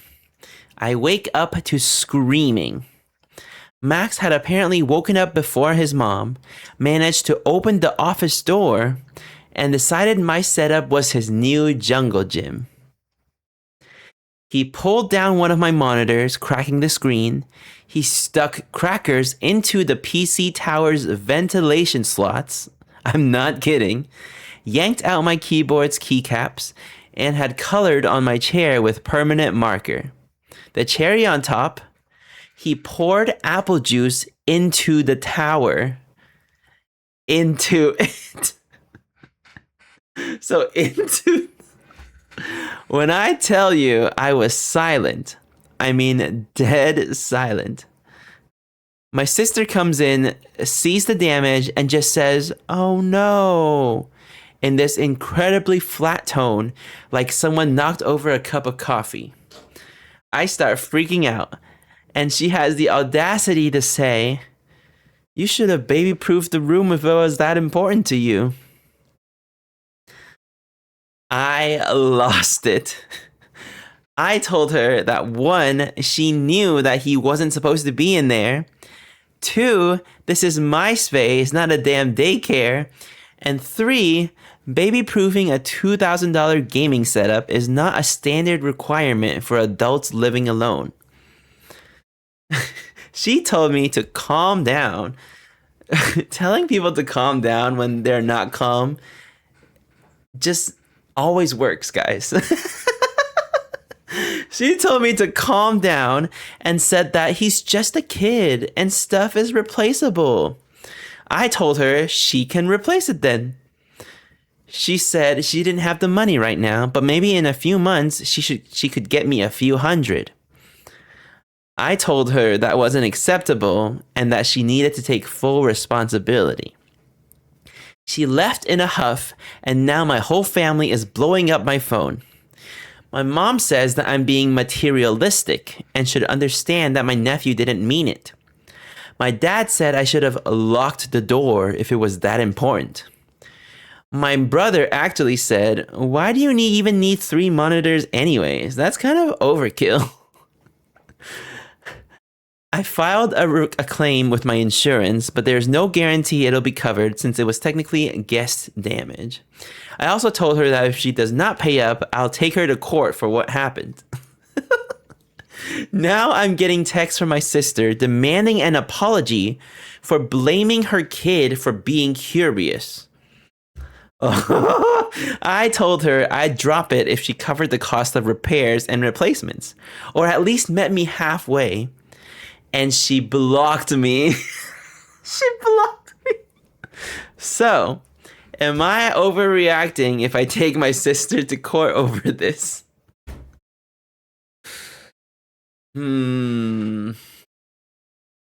Okay, so technically the office door was closed. We don't know if the door had a lock on it. But also, it wasn't like she wasn't expecting, it was just like it was normally they don't have, the door should have been locked. We don't know if the door had a lock. If the door had a lock, I could see why you wouldn't lock it after seeing all the damage that the kid had already made in the living room. But if the door didn't have a lock, I don't really know what else there is she could have done. They both suck. You think the older sister, the mom, is the ass? Oh, you mean their mom or the kid's mom? I think the older sister knows she's responsible for the damage and doesn't want to pay up. Yeah, yeah. But like her blocking, the, blaming her kid for being curious and blocking, that's wild. How do you know your nephew well enough to know he's bad? How do you not know your nephew well enough? Well, they found out. She found out pretty quick because they said immediately within like 10 minutes. Right? Books on off the shelf, house plants on the floor, spilled juice on the area rug. Hi, Fua. That doesn't mean we sue our family. Would that even like work? I don't know how suing works. Like, whose side would the judge even be on if she sued? There's not a guarantee that she's gonna. I guess, I guess kids are the parents' responsibilities. It's a one-bedroom apartment. Wait, a one-bedroom apartment? I'm confused about that. So maybe it was like a one-bedroom and then with like an office space? Destruction of personal. Why was the mom and kid over? Because their place was being fumigated and her husband was out of town. So it was like a last minute thing. Okay, but the sister blaming her for not baby proofing the house is wild because it's not like there's not a baby there. Like you can't expect everywhere you go to be baby proofed. Yeah, she doesn't she doesn't have a kid. There's an update.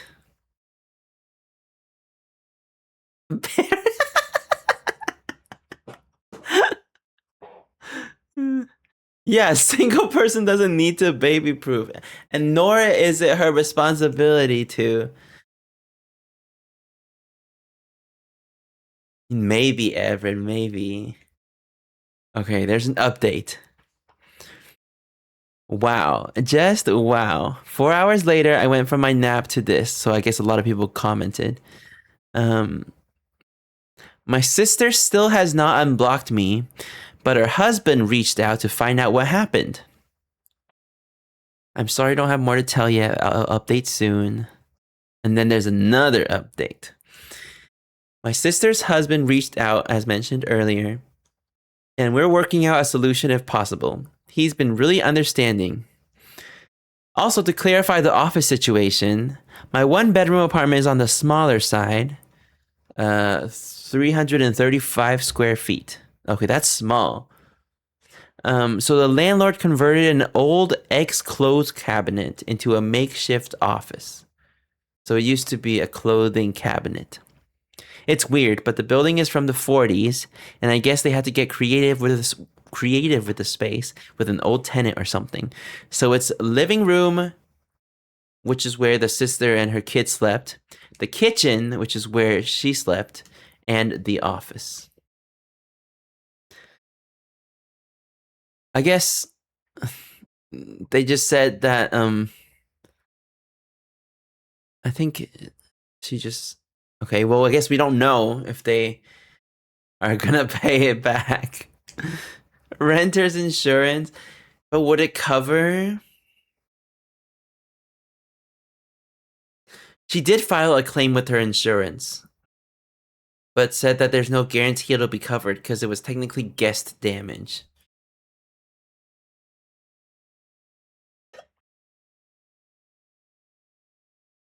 Yeah, honestly, if they have to like pay everything back, that's more expensive than if they were just to get a hotel room. But yeah, I guess the oh, this is not the am I the asshole. This is am I overreacting? Do you think she was overreacting? I don't know if I feel like people threaten to sue all the time, but most of the time it's like they just saying that to scare people. I wonder if she was like serious about about suing. But yeah, basically everyone is saying that She was not overreacting. But then again, like people on Reddit, everyone has like fancy PC stuff, so maybe they related. See, this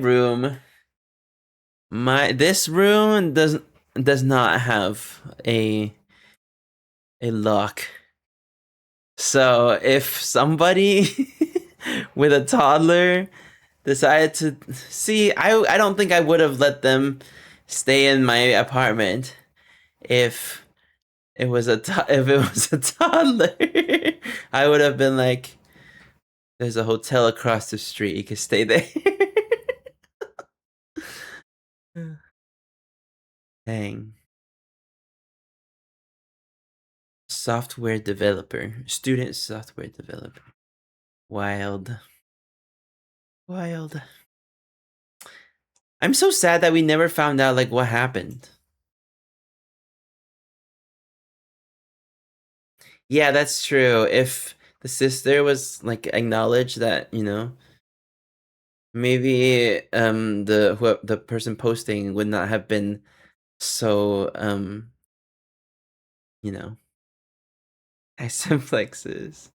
Guys, my neck hurts again. On my kitchen rug, I had to throw it out. He never replaced it. 8 years ago. Was it like a very special rug? 13 nieces and nephews and lived with a lot of them. Kids know not to mess with shit if they're taught right. That is true. I I mean, I'm not gonna comment on like parenting because what do I know? You know? But like if I knew my kid was a, a lot, I would be extra careful if I'm in a new space, no? It's the principle. Yeah, using it for work. Off topic, but here's the corporate retail music again. Nick, please. I can't believe you guys can hear that in the background. We just be yapping. Sounds like someone wasn't watching her kid and then blamed the person whose shit the kid ruined. Yeah, she did blame her. She said that you should have baby-proofed your apartment, even though she is living alone. She doesn't have kids.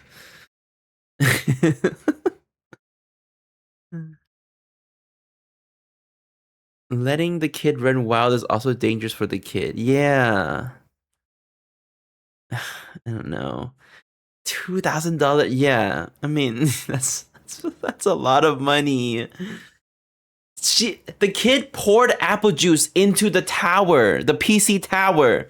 Like that is ruined. It's like you can't fix that. You can't fix that. Broke the monitors. Poured apple juice into the tower. I think the least concerning one is like yanking out keycaps because you can just put that back, and then coloring on the chair with a permanent marker. I mean, it's a chair, But like the computer,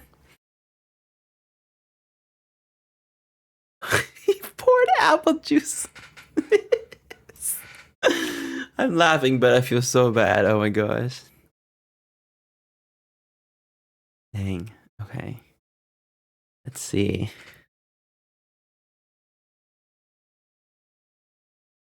Am I the asshole? Boyfriend peed the bed and is mad at me for my response. Oh my god, we have to read this one.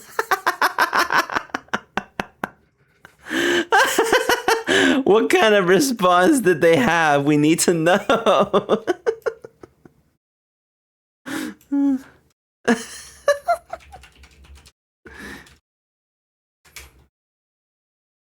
Is mad at me for my response. Don't read that. That's mine. I knew it. I knew it. Wild. No, I don't think. But to conclude, the last story. I don't think she was overreacting. I think it's a valid crash out. Well, that's what you should come to expect on twitch.tv/itsbrianso. Advice needed. Oh my god. This one has updates, thank god. Okay. So my boyfriend, male 27, and I, female 23. Why is it all straight couples? Okay. So my boyfriend and I just moved into a new house and bought a new mattress. Oh boy. Guys, see, I know firsthand how expensive mattresses are. This Last night I woke up to a wet feeling under my arm and hand. My boyfriend was already up and in the bathroom. When he came back, I asked him if he spilled something in the bed or knew why it was wet. He told me that he thinks he peed the bed. I asked him again and said, "Wait, are you serious?" And then he said, "I think I peed in my dream and peed in real life." Okay, but low-key, this has happened to me before. Not at any time recently, but when I was a kid and I had a dream about peeing, I would also pee IRL. And like, it happened so much to the point where I was able to, if I was dreaming about needing to pee, I would immediately wake up because I knew that I needed to go to the bathroom so bad. And so I'd get up and run to the bathroom. Anyways, I pulled the covers off of him and told him that he needs to go grab stuff to clean it up because I don't want it to get stained and it's a new mattress and we don't have a mattress cover for it yet. He told me that it was fine and that I'm overreacting. That statement naturally pissed me off and I told him I'm not going to sleep in his piss and that's not fair to me. He told me he'd clean it in the morning and that it's not a big deal and doesn't warrant the reaction that I have. That was not the solution I wanted, so I took all the sheets off the bed and threw them at him and told him to sleep on the couch. It was very irritating hearing him tell me that I'm overreacting because I asked him to clean up his pee in the bed we both slept in. He then knocked on the door 10 minutes later asking for a new blanket because the one I gave him smelled like pee. So, am I the asshole for overreacting to my boyfriend not cleaning up the pee in the bed right away?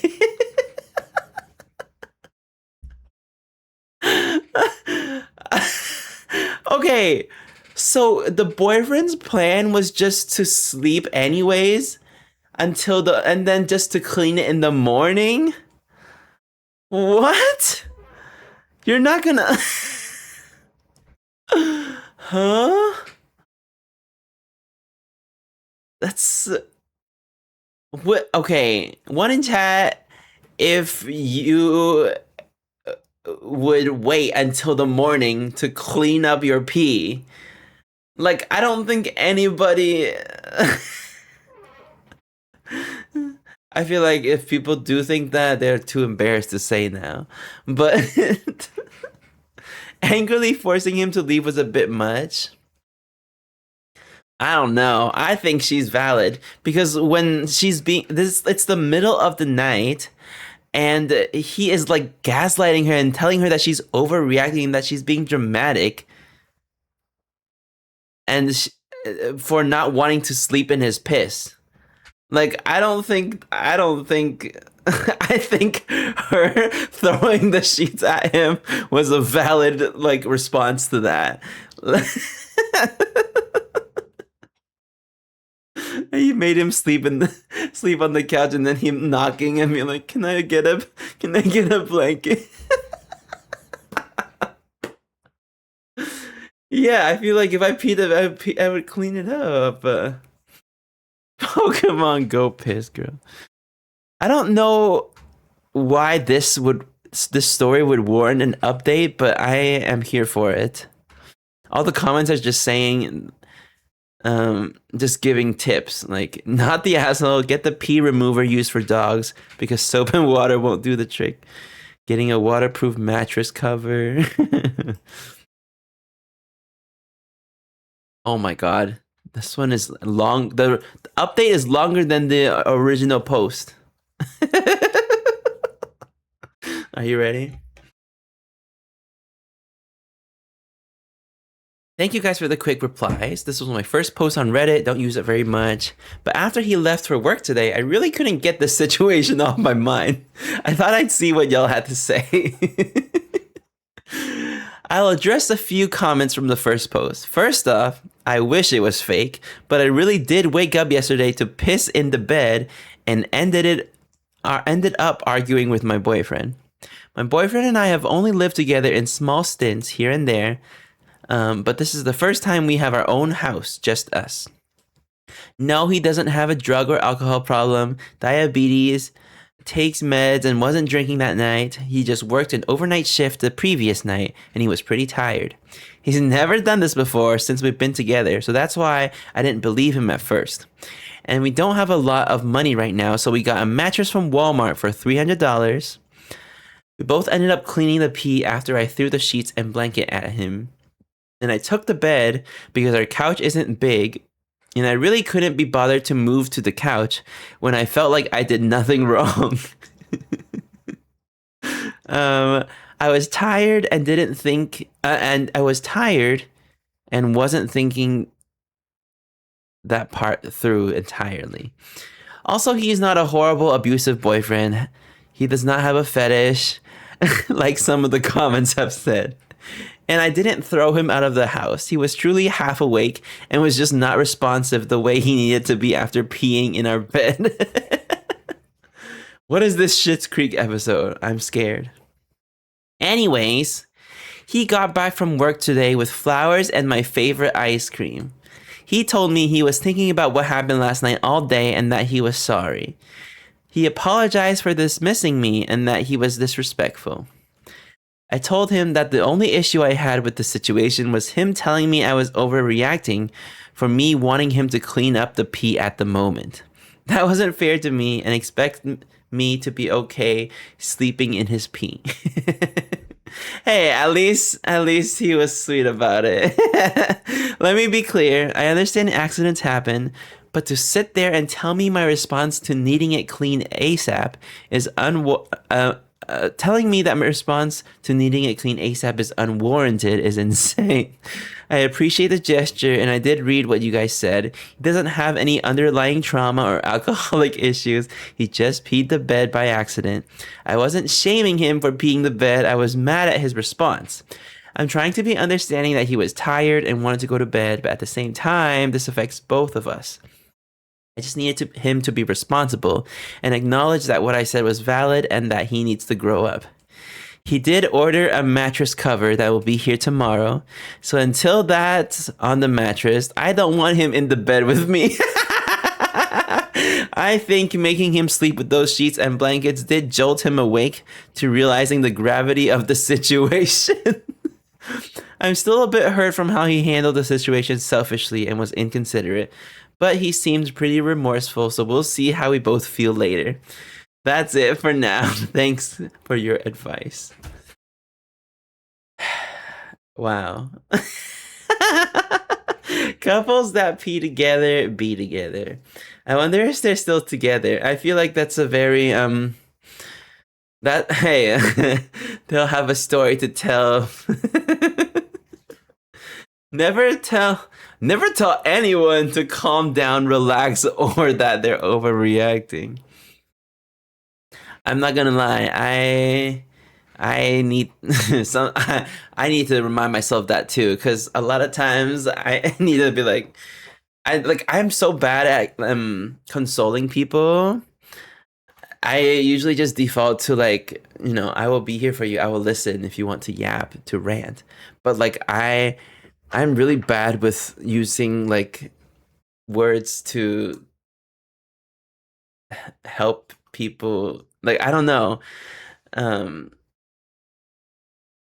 You can tell. Oh. Hmm. I don't know where I'd be okay with him sleeping until the cover was there. Oh, it's just for 1 or 2 days. He ordered a mattress cover that will be here tomorrow. So it's just for one night. I don't know if she was being funny when saying that or, you know. The tub. Oh, wait, I don't know where I'd be sleeping. I would be okay with him sleeping. That's so funny. Yeah, I guess the tub. If they have kids, they can make the kids feel better that it's okay. Yeah, that's a good story. That's that's a story you can tell your kids. So funny. Wait, he's 27, so he was my age. Am I 27? Oh God, I'm 27. That's so. Whoa. The guy that I am dating is learning ASL from my brother, but my friends thinks it's creepy. What?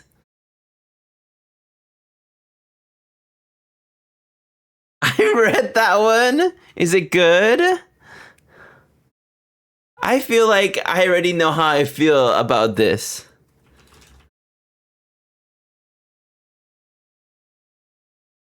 So for my brother. But my friends. Oh no, it's too long. But my friends thinks it's creepy. I without even reading the story, yeah, I just feel like you just get new friends. The guy's a huge green flag and our friends are weird. I guess I guess we'll find out. Okay. Fake names are used. Good. I, 21 female, met John, 22 male, in a college class last semester. Okay, so the couple, so person posting is 21, and okay, he's an overall great guy. She's talking about her boyfriend, and he's very respectful and kind. He also has a great sense of humor, and we have a lot of similar interests. We've been friends since then, and we've started dating this July. He's the first person I've ever dated in my life. Okay. Last September, he met my family when I visited home for my brother's birthday. My brother, Trev, 19 years old, male, has been deaf since birth. So my whole family communicates with him either through sign language, Trev's lip reading, but we still just sign as reflex, or through text. During our small celebration at home, it was clear that my parents liked John, the boyfriend. He was very charming, funny, and respectful. He even tried to connect with Trev by typing some of his jokes for Trev to read, although my brother could lip read as well. Whenever John would tell a story, either I or my parents would sign for Trev. My parents said that they're happy that I found a sweet and caring guy in John. Of course, I'm glad to hear this. Before I went back, John and Trev had a quick Call of Duty gaming session. For someone with Trev's condition, he is a really talkative guy. He's very expressive and likes to communicate a lot, especially when gaming. Of course, he couldn't outright trash talk, but he does the closest thing with his hands. So there we were at Trev's room with John and Trev playing while I was translating for them. I was laughing way too hard because Trev was trying his best to trash talk John, like saying he's weak and trying to say all these bad words, but I'm trying my best to tone it down for John. Meanwhile, I'm also translating John's instructions and strategies for Trev. Also, because this was my first time John met my family, he was saying all these praises to Trev, like, good job, or we can do it better next time. Although I know that deep inside, he also wants to trash talk my brother. This is like so many green flags all around. The two of them got along pretty well, and they've been having some online gaming sessions since then. 2 weeks ago, John visited home along with me again for my mom's birthday. There, he surprised everyone, including me, by communicating with Trev through ASL, American Sign Language. John was still at the alphabet, some basic words, and some rehearsed phrases, but we were all delighted that he even made the effort. Trev's face lit up, and I've never seen him happier, having a new long-term friend with low communication barriers. Apparently, John has been watching some YouTube tutorials and got a free subscription to Skillshare to learn ASL. Hashtag not sponsored. The two of them had a gaming session again, and this time, John and Trev could communicate more directly. Of course, it was still kind of slow, and I still had to do some translating. Imagine trying to baby talk to a grown man or talking to a caveman with choppy sentences. But I could tell Trev was having a great time. They also got more comfortable with each other with more explicit trash talking, which I didn't tone down this time. John has been religiously learning ASL since then, and he's making a lot of progress. I was so happy to hear this. I was so happy with this, so I told my close friend group from high school. However, most of my friends, especially my closest guy friend, told me that what John was doing was a red flag because it could be a form of obsession and emotional manipulation. He also said it was creepy because John's becoming too attached to my family when we've only been dating for about 5 months. He also said that John might be only doing it so that he could get laid. What? Yeah, I think the guy likes her. With John? I can't go. I know there's some validity to what my friend said. Is there? But I'm not really convinced. John has been a wonderful and sincere guy the entire time, and I know it's naive to say this, but he's my first ever relationship. Because he's my first ever relationship, but I can see this becoming long term.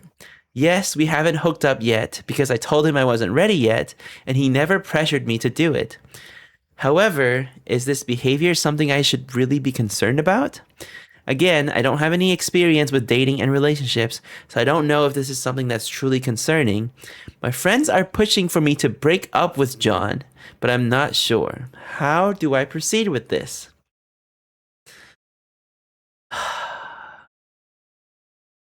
Dang. Okay. For this to be your first boyfriend experience, like she is one lucky bitch. But yeah, her friends, what the heck?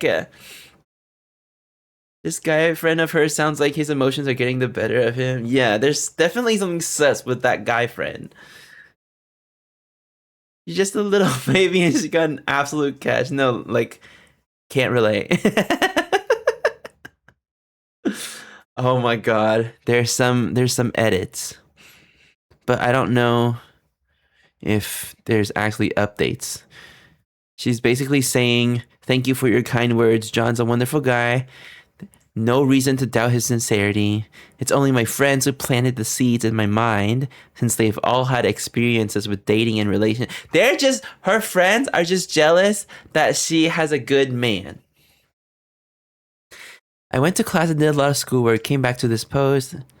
I made sure to read and process everything. I'd like to thank everyone. Yeah, basically, she's just saying she has. It really looks like I have a lot of reflection to do with my relationships and connections. Dang! Oh my god, the top rated comment says, "Your friends are thieves of joy," and that's so true. Gonko. I wish I could. I wish I guess I could learn, but I just my brain will not be able to retain. I wish I knew sign language. I feel like it would be such a flex, first of all, but also it would be such a good skill to have. Have you guys seen those TikToks of Disney characters using sign language with deaf kids and stuff? It's so wholesome and so cute. Like, I feel like they should get paid more. Like, if you know sign language as like a character, like if you're able to sign, I feel like they should get paid more. But Knowing Disney, they probably just get minimum wage. My mom wouldn't let me? Wait, why not? That's what? Yeah, it is never too late, but I just feel like, I mean, maybe we'll learn together. We'll see how far we get before my memory. Welcome back, Bayleaf. Dang, poor girl. You need better friends. Oh my gosh. Okay, let's do one or two more, shall we? Oh God, this is okay. This is such a short one, but because it pissed me off, I feel like you guys have to hear it too. It's literally just one sentence, so I'm not even gonna type it out. The D. Oh my God. Mom follies, please. Please. Um okay. So this is a short little Reddit post. This person is female 27 and she's asking, "Am I overreacting because my boyfriend told me I'm not wife material because I don't cook like his mom?" We really went from like a wholesome, nice guy to this.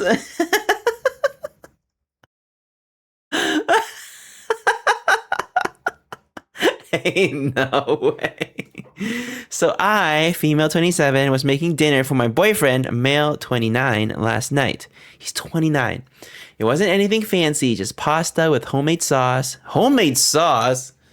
Okay, that's super fancy. What do you mean? Salad, garlic bread. Halfway through the meal, he says, "This is good, but you'll never be wife material until you can cook like my mom." I literally froze. I asked what that meant, and he doubled down, saying, "Well, she cooks everything from scratch, 3 courses, homemade dessert. It's just different." I told him it was rude to compare me to his mom, and that if he wanted her food, he should go eat at her place. And now he's mad, saying I overreacted, and that he was just being honest about standards. I genuinely feel disrespected. Am I overreacting for thinking that was completely inappropriate to say to someone you supposedly love? Poor girl. Poor girl. Oh my gosh. This is like classic, like super entitled. Like, what do you mean her mom makes 3 course meals every night with homemade dessert? Like, please. Marry your mom. Oh my gosh. I'm glad that all the comments are like, hopefully it makes her feel better. Burn him at the stake, truly. Wild. Sometimes, do you guys ever think to yourself, am I a good person? And then, not to, and then you read stories like these, and then you're like, maybe I'm a good person. At least I'm not like that, you know. A can of dog food, please. Ooh, wait. R/relationship advice. These people are in their 30s and they're asking Reddit for advice. Oh my god. We got a few long-term relationships in the chat. I'm interested to see this. Me, right? Fiance tracked my location to do a pop-up. Do you guys share your location with anybody? I share my location with 2 people. One is my mom because she made me. And And the other might be my sister. How do I check? Is it find my? I think it's my sister. Yes, because sometimes she messaged me. It was really funny. Sometimes she'd be like, "What the fuck are you doing?" Yes, my mom and my sister. Mr. Kidda has my location. Nobody has my number, so no. The Snapchat count? I guess I do have Mika's Snapchat. I'm just always at home. No, same. Second sister and her kiddos. Sometimes I leave the state without telling anyone. They get mad. Yeah. I think I don't think either. I used to not share with anybody for the longest time, but I guess it doesn't hurt to share with someone that you trust. Someone you trust, someone you're not gonna get annoyed by, someone that's not gonna be like, "What are you doing? What are you doing?" Um, because they're all pissing me off. That's fair. I don't feel like you have to share. I don't think it's like a you have to share with your friends if you know only share when I'm not home. That's fair. I share it with you when I drive over. Well, yeah, so that I can know when to go downstairs. She just doesn't know. Oh. I don't know if an Android has the capability. Oh, I don't know. I just know Apple. I'm sure there is, or there's like an app for it. Yeah. Like I used to be so against it. I used to get so annoyed when my mom would ask for it. But like now that I'm older and that I live so far away from like my family and stuff, like I kind of get it. Like if my sister moved to the middle of nowhere in a random country, like I would want to know, I not to sound like my mom, be like overprotective, but like I would want to know that she's alive at least. Everybody, are you ready to sing? 1, 2, 3. Happy birthday to you. Happy birthday to you. Happy birthday, dear Kane. Happy birthday to you. Yeah. Just so you know, you should be thankful that I was moving around because my neck is killing me. Just kidding. Oh my god, Kane, I hope you had such a good day. Um, I know you went thrifting. Did you find anything fun? I was gonna thrift with you, but then, my neck. So, how are you feeling now? I took the pill. I took an Advil like what, 4 hours ago. It finally kicked in like an hour and a half in, but it doesn't like completely eliminate the pain. It definitely hurts way less, but like it's still annoying. And I was told by chat that I should have gotten Tylenol as well and to have them both at the same time, which I was like, that's scary. But I didn't find a ton today, but that's okay. Katie! Craft store got more beads. Oh my god, fun! I love you guys slash parasocial. Katie, thank you for the raid. How was your stream? What were you up to? Were you doing Pokemon? Makes it better. Memories that last forever. I just realized it's been 2.5 hours and I haven't gone pee. Oh, we have found so many, Katie. You have no idea.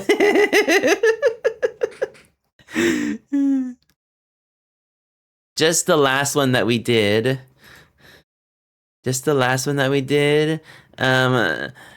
This person's boyfriend told her that she's not wife material because she doesn't cook like his mom.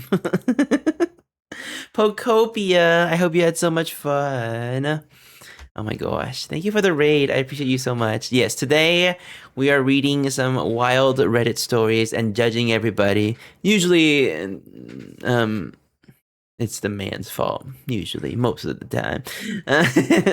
But yeah, we're just chilling and yapping today. It's also Kane's birthday, so we just saying happy birthday to Kane. 9 out of 10 have been red flags. No, literally. Hi, Sarah.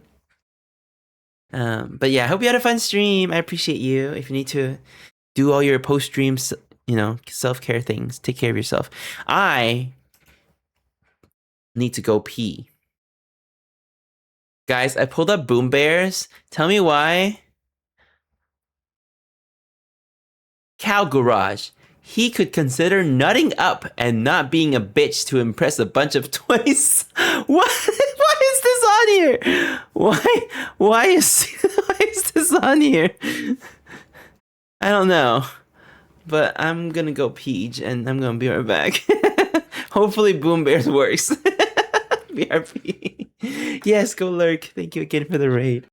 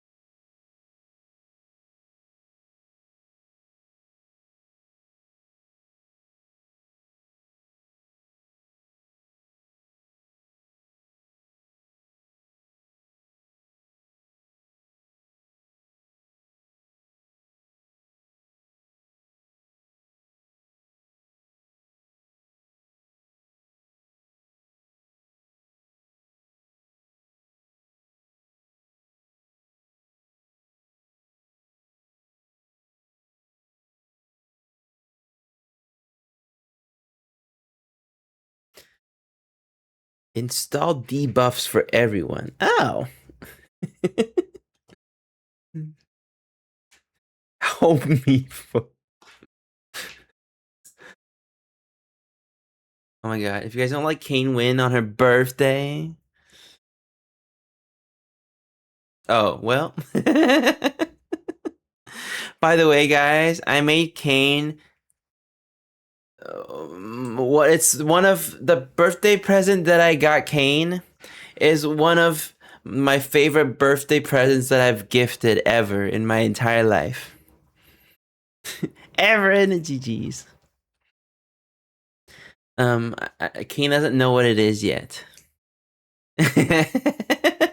Are you gonna stream tomorrow? No pressure. But if you are, I want to be there so I can react to you reacting to it. I'm not gonna tell you guys what it is. You'll have to tune in. You'll have to tune into a possible stream.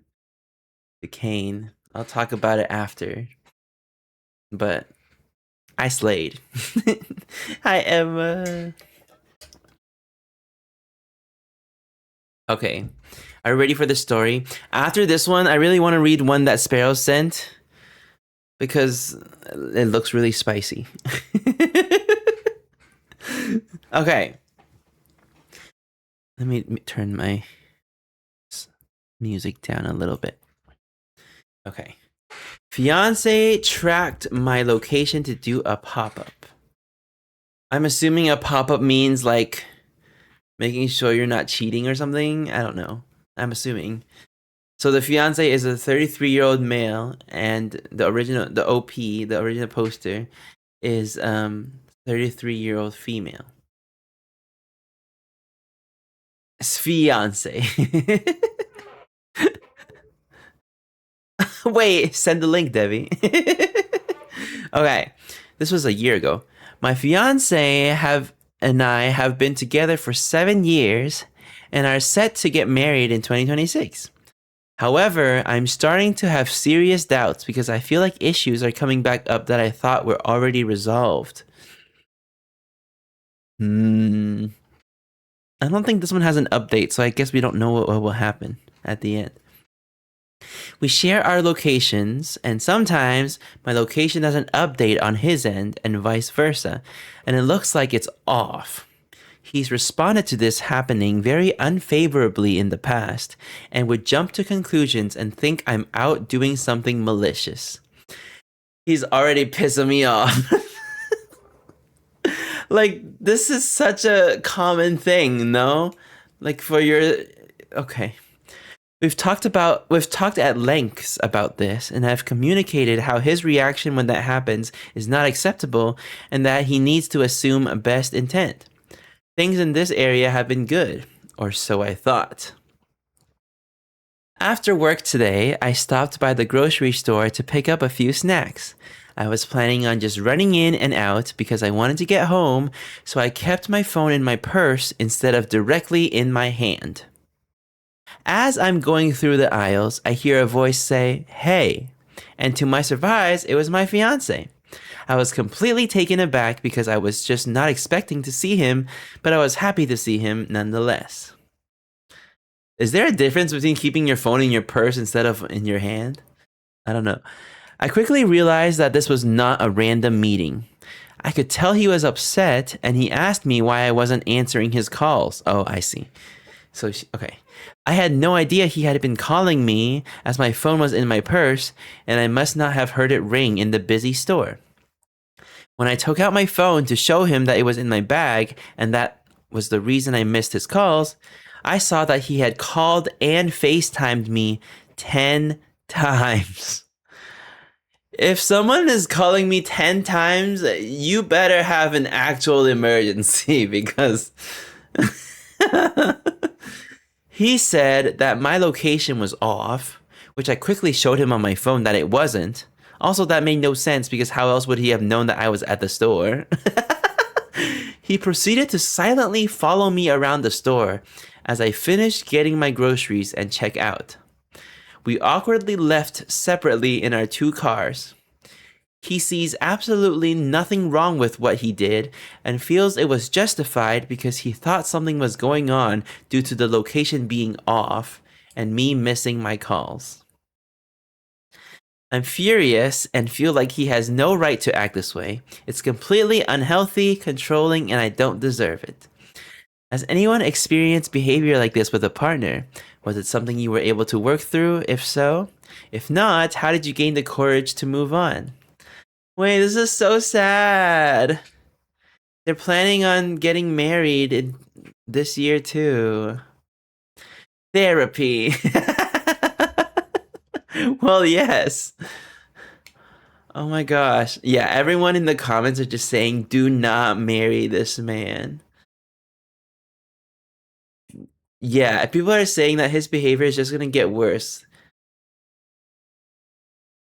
I am this person. Oh my god, Everin.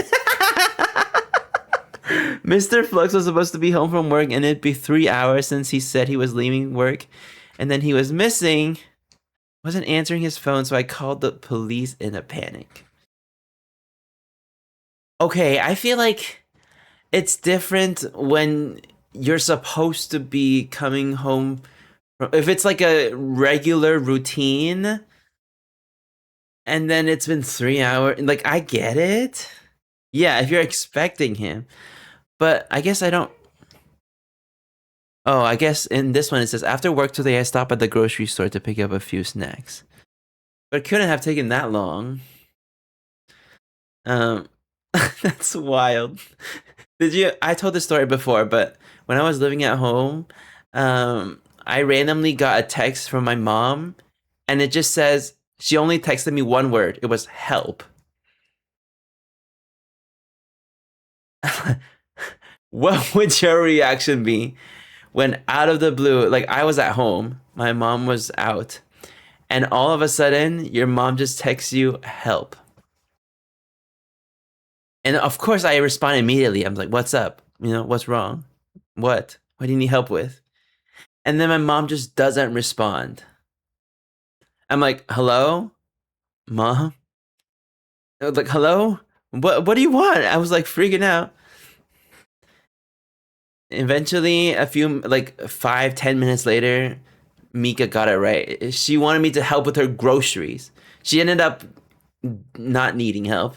She just opened the door, the apartment door. I'm like, oh, hey, I thought you died. You you didn't respond to what do you need help? Like, what do you can't expect me if someone texts me helping with the groceries is the last thing that I think of. You have to be more specific. She's like, well, I was carrying stuff, and so I couldn't text the whole. I'm like, girl, what? Why would you not respond? Okay, but I did low key. No, actually, I'm pretty sure I was pacing the apartment. Anyways, I was so annoyed. She didn't even say anything. I think I was just like, you can't do that. And I think she realized. She was like, oh, okay. She did it. But oh my god, so scary. Okay. This Reddit story, no. I really hope that they're not together anymore. Let me see if they have. Wait. Wait, there is a kind of an update. So apparently there has been infidelity on his end, which almost ended us. Wait, what does that mean? There has been infidelity on his end. So he was the one that cheated. Oh my god. So it's his instinct. Oh my god. I told my mom if there was ever an emergency to not call me and call the police. She got mad. That's so funny. Oh my god. Okay, so wait, there's more. We decided to go to counseling and work through it. The location tracking issue started around the time this was happening, which I later realized was him projecting his behavior onto me. He would blow up if he thought my location was off because he instantly went to the thought that I was doing something wrong, when he was the one that I should have been worrying about. This recent situation is so upsetting because I thought we had made so much progress and it feels like we're back to square one. And that was the last thing she said.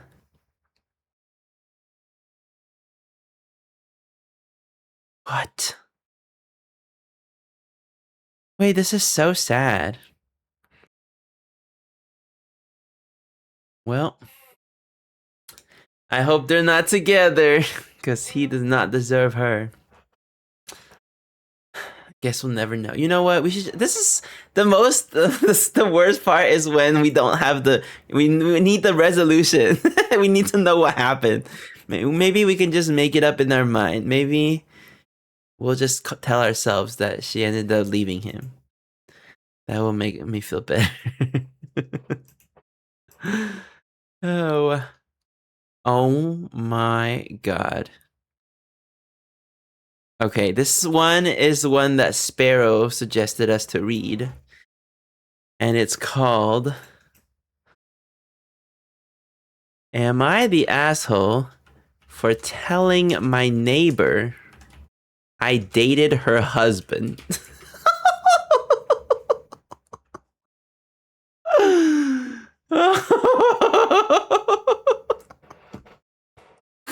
Oh my god. If my neck wasn't hurting, I would be moving so much right now. Not the asshole. Okay. So this perspective is from 33-year-old female. I, 33-year-old female, became friendly with my neighbor, 37-year-old female. Let's call her Emily. So I became friendly with Emily after I helped her move a few boxes into our building while her husband, 35-year-old male, was in the hospital. I didn't meet Emily's husband until a few weeks later when she invited me over to dinner as a thank you. Oh god, that's so awkward. Was it a long time ago? The original post was 2025. So I don't know. I don't know how long it's been. Let me see. Na, na, na, na. Okay, so she invited her over to dinner as a thank you for helping moving the boxes. Okay. When I first arrived, Emily's husband had run out to pick up some wine, but when he came back, I was shocked to see Matt, a guy I had gone on 3 dates with a year ago before he suddenly ghosted me. He had a terrible poker face and tried to pretend like he didn't recognize me. I don't play those games. Okay, so a year ago, to answer Kane's question. A year ago, she had gone on 3 dates with Matt. I asked how long they have been married, and Emily said 3 years. Oh!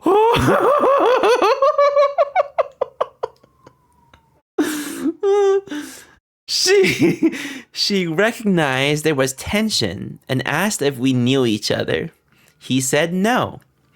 I said yes and told Emily that I had gone on dates with him a year ago. She became very upset and asked me to leave, which I did. The next day, Emily reached out and said that she didn't appreciate that I lied about when I dated her husband.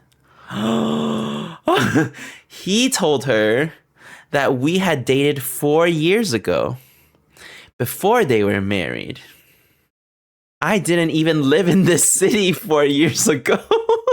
And even if we had dated 4 years ago, they had been engaged at that point. Either way, he would have been cheating. I sent her screenshots of our text from the year before and from Bumble of his profile, which was still active. She never responded, but when I saw her in the lobby yesterday, she wouldn't even look me in the eye. I don't know if they're still together, and Emily hasn't responded to my text. So, am I the asshole for telling her the truth? Absolutely not. She told her immediately, she asked, did you guys know each other? He said no, and she said it immediately. She is definitely not. And of course, why would Emily blame her? I guess she was being gaslit by her husband. Update? There are updates. So this update is half an hour later from her initial post. Update. Emily just stopped by. We had a quick chat, but she let me know that she's kicked Matt out and she thanked me for telling the truth. Okay, that's good. She also found out that I was not the only person he dated while they were married. Giving her space now, but wanted to share an update since it happened so quickly after posting. Oh my god, this man. This is wild. Okay, well, at least she realized that the OP was a girl's girl. Man ain't shit, truly. Okay, there's 3 days later, there was a longer update. A happy final update. Over the last few days, I've been hanging out with Emily along with her sister and 2 BFFs who flew in to support her. Tuesday night, she texted me, space is overrated. Wine? And that was that. Matt confessed to everything and more. And it was a lot worse than anyone thought. But this isn't about him anymore. We've all had some good... Well, I still want to know. We all had some really good, sometimes difficult conversations, but it's all been very cathartic and surprisingly positive. I found myself in the company of some pretty amazing women, which is why the situation had turned out the way it has. Okay, she's just saying wholesome things. I'm very grateful to have come through what really began as an awful situation with 4 awesome new friends and far more laughs than tears. Wait, this is so wholesome. Emily, her sister, and I now planning bi-weekly brunch dates. And we also discovered that we have some other friends and interests in common. Oh, cute. This post got far more attention than I ever anticipated, so I did end up telling Emily about it. Her sister joked that we should start a podcast together, and we both shouted, no. So this is both the end and a new beginning of this story. That's it. They have the everything. Oh no. Okay. I mean, you're not wrong. Oh my gosh. Dang, I want to know what other messed up shit that the man did just to shit on him more.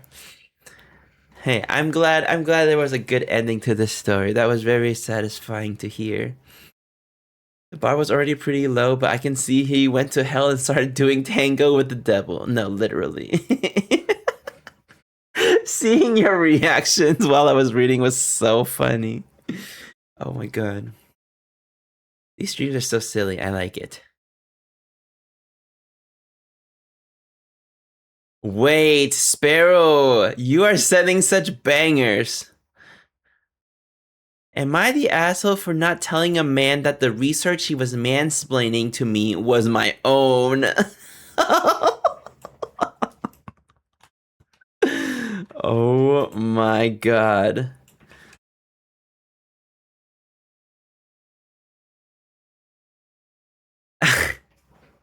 This this stream is just us being pissed off. Oh my god. Okay.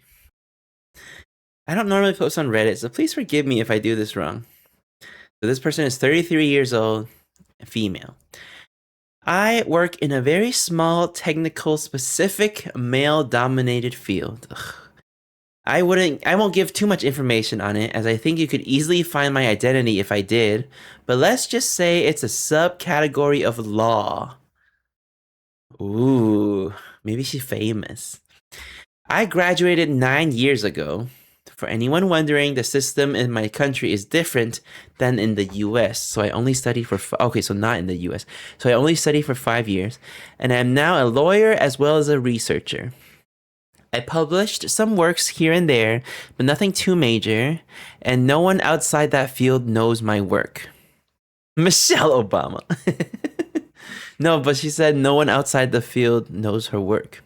Yesterday, I went to a bar with a couple of friends who introduced me to one of their friends who worked in the same field as me. I was pretty excited to meet him because it's rare to meet people who work in that field. He doesn't exactly do the same thing as I do. He's not a lawyer, but a legal advisor, but we work on the same topics. So naturally, we start talking about our work. At one point, we were discussing a point on which we had different opinions. So I explained mine to him, and he replied by saying that my opinion was based on nothing, while his was based on the work of a professional. You guessed it, me. He basically started explaining my work to me, but in a completely wrong way and missed all of my points. I asked if he was sure that that was what the author meant, and he said that he was because it was a pretty simple, actually. For another good 20 minutes, he explained all of it to me in details, like I was a first-year law student. I didn't say anything because it was pretty funny to watch him say things that were completely wrong with so much confidence. Oh my god, I really hope he finds out that it's her. I need to, please. After that, the topic changed and the night went on. But at the end of the night, right before leaving, I decided to tell him that I was actually the person that wrote the work he had quoted, and that he hadn't really understood it. He reacted very badly and got angry, and he told me that I had manipulated him to humiliate him. He yelled at me for not saying it was my work at the beginning. I simply replied that he had embarrassed himself and left. I woke up this morning to texts from my friends saying that I was wrong for causing drama and tension and that I could have been nicer to their friend. Oh, hell no. Absolutely not. I heard this one from Smosh. Probably. They have some really good ones. I'm not sure if I'm in the wrong here. I mean, yes, I could have told him right away, but is it that big of a deal that I didn't? I'm not exactly sure. Am I the asshole? Absolutely not. Hi, Liz. Wait, her friends are so shitty. What the heck? There's an edit. I forgot to make this clear, and maybe it's a bit of misunderstanding, but both conversation happened only between the two of us. We were the only ones talking about our work, and our friends weren't really there when I told him that I was the author. So it's not like I publicly humiliated him. Why is that word so hard for me to say? Humiliated him. The only thing embarrassing for him here is that a woman seemed smarter than him, and I think that's what he gets.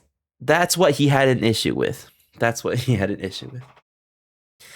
That is wild. Classic.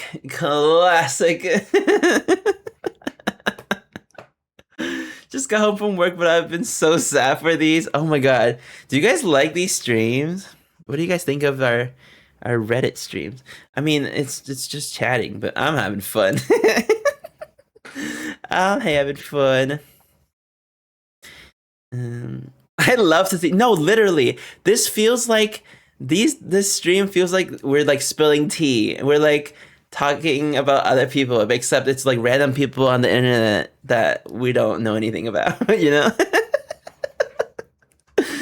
Oh my gosh. And it's always the man's fault. I'm gonna watch the VODs. Oh my god, you should. There's a lot of good ones. I'm gonna make sure that my mic is on. Okay, good.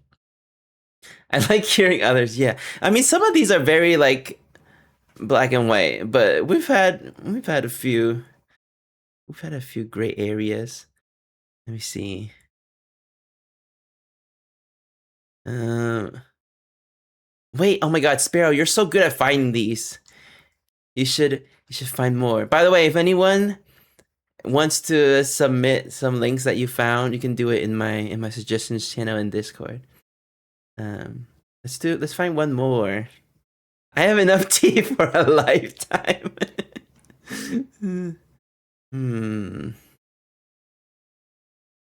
Yeah, Benny. Am I the asshole for letting my boyfriend touch my surrogate bump, upsetting my sister? Hold on. We need to. This is a little confusing. Yeah, I'm a little confused.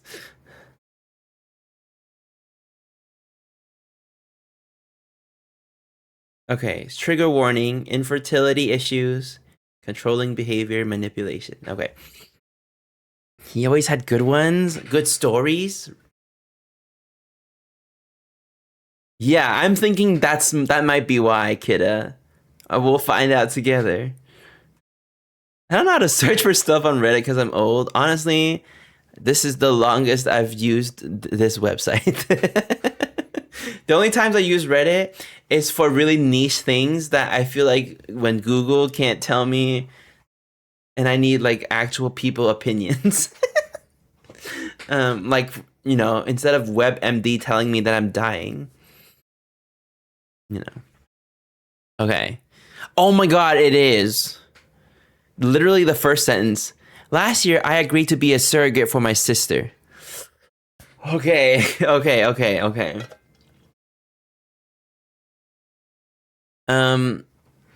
Okay, so this person is 29 years old, female. I can't get in fights. Oh yeah, I never type. I have an account just so that I stop getting the random pop-ups that's like to log in to read the full whatever. It pisses me off. But I never type in it. Never post anything. Still her body. True. Okay. Hi Reddit. So last year, I, 29-year-old female, agreed to be a surrogate for my sister. Let's call her N. And her husband's. For my sister and her husband. They're both 27. See, I feel like I don't really know how I don't know anything about surrogacy. Is that a word? Surrogate things. Do people usually keep it in the family? I don't, or do they? I don't know. I don't know. Is keeping it in the family? Nobody. It depends. Interesting. Like, is keeping it in the family normal? I'm just waiting for Debbie to quote that. Okay. Last year, I agreed to be a surrogate for my sister and her husband due to an unfortunate high likelihood of infertility diagnosis in my sister. Um, so sorry, Tab. Okay. They didn't have the funds to. Oh, okay. Here we go. They didn't have the funds to hire an actual surrogate, and I'm basically the only person they're actually close with that has a child, which is a requirement to be a surrogate, meaning I was essentially their only option. I didn't love the idea at first, but after watching them struggle to conceive for the last 2 years, and some light insistence from my sister, I said okay. They did agree to pay me some form of compensation, but from Googling, it seems like maybe it's only 30% of what it would normally cost. Oh, hell no.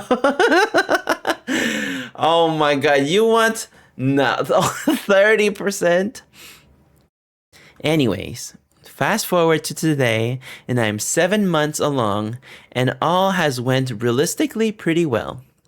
My sister has definitely been checking in on me all the time, but I can't really blame her for that. But the problem occurred a few days ago. A couple of months ago, I met a guy at a work event, let's call him C, and we hit it off. He has a couple of kids of his own, so he doesn't really mind anything about my situation, and it's been going really well. Now that we've been together for a couple of months, I wanted to introduce him to my sister, so I set up a dinner for the three of us, originally four, but her husband couldn't make it. My sister picked me up and drove me over since he was going to meet us there, and as soon as I got in the car, I already felt like she was upset, but didn't think anything of it. Oh boy. So she has a boyfriend and and he knows about her situation, but they're having dinner with her sister. We sat down at the restaurant and waited until C arrived. C is the boyfriend. He came over and greeted us, giving me a kiss and quickly rubbing my belly. Nothing really out of the ordinary, but I could see my sister's eyes bulge. I was so confused but didn't say anything about it. We went about our night and she played nice-ish, but was pretty quiet, and honestly, it was a pretty awkward meal. Oh my God. Cow. What the heck is this one? So she is being the surrogate for her sister and her boyfriend, and they're having dinner. The pregnant is having dinner with her boyfriend and the sister, but her sister is mad that he touched her. I've heard enough. um. Okay. When we left and I got back in the car, she just unloaded into me, saying how weird it was that he kept touching my belly. I asked her what the hell she was talking about, and she said that apparently he basically had his hand on it the whole night. And also that it was super weird because it's her baby. I just rolled my eyes and told her, regardless of it being her baby, it was my body, which just made her even more mad. I don't know. She hasn't talked to me in the last 2 days over this. I really don't like that she has any right to police physical intimacy between me and my boyfriend just because it's her baby I'm carrying. Like, look, I'm pregnant and I have a boyfriend. Obviously, he's going to touch my bump. Am I the asshole? Just because I'm seeing this a lot, baby is not biologically mine. It's her and her husband's. It's a gestational surrogate. I don't know what that means. I'm assuming he didn't, like, Also, maybe I undersold it in my initial description, but he did touch it a lot more than just when he greeted us. He basically had his hand on it the whole time when we weren't eating. I didn't really think anything weird about it, but figured I'll clarify. Interesting. Her sister wasn't emotionally ready for this whole situation. Okay, maybe I just don't understand, but like, what's wrong with touching the belly just because it's what? It's not like yes, it's her baby, but it's not like it's her body. Maybe I just don't understand. Bro has it down. Mika. She's the I see. Sister is insecure because she doesn't get to experience it herself. Maybe. Okay, there's a bunch of updates, so I'm just gonna keep reading because this section says relevant comments. So it's a comments from other people, from like from the chatters. I'm not putting a judgment, but I do just want to say that him keeping his hand on your belly for extended period of time is pretty bizarre. I think it definitely goes past the territory of him just being an affectionate partner saying hi to the baby. Oh, the commenters are saying that pregnancy fetishes do exist. What? Oh my god, wait. Touching the belly is like a super emotional thing for expecting parents. Her sister probably has a lot of feelings. Oh, okay, I understand that. I understand that. Oh no, wait a minute.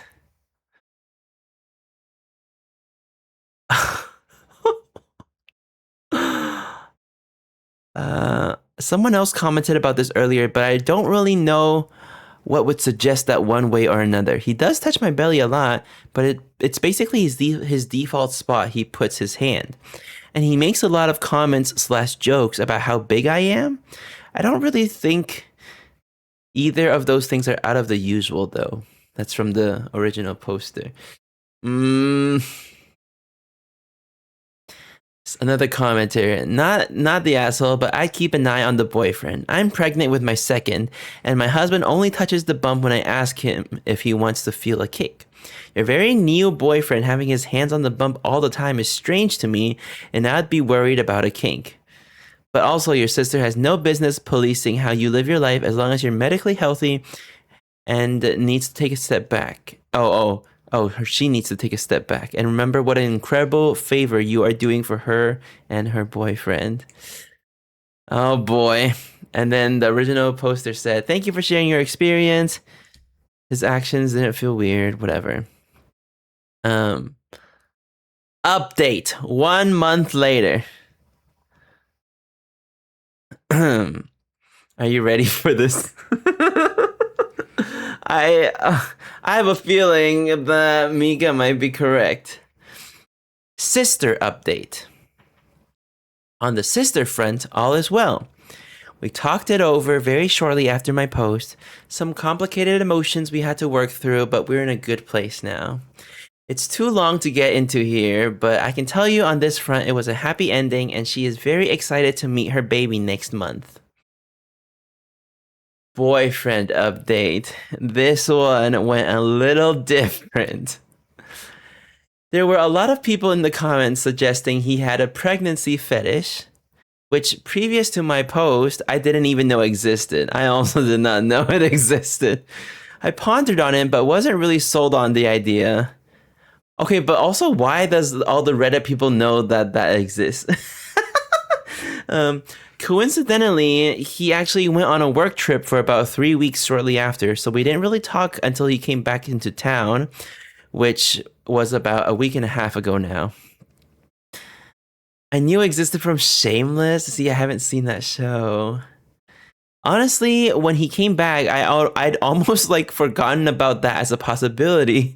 So when I went to see him for the first time in nearly a month at his apartment, and he instantly lifted up my shirt and told me how much bigger I'd gotten, I didn't really think anything of it. He was right. I did actually grow a lot, and it seemed like a normal enough reaction. But looking back at it now, it wasn't even like he hugged me or greeted me or gave me a kiss. It was just straight away, right to my bump. Oh boy.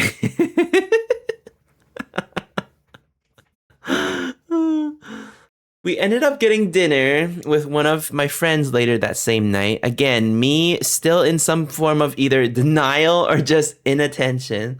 I guess just like the last time, I didn't really notice his behavior being weird. But when he went home and I went with her to her house, she had some questions similar to my sister. Is that not exhausting for you? She asked me, which I was just confused by. All the belly touching and rubbing and the comments and the jokes and stuff? I said, it doesn't seem too irregular to me. People make jokes and comments to me all the time, even you do.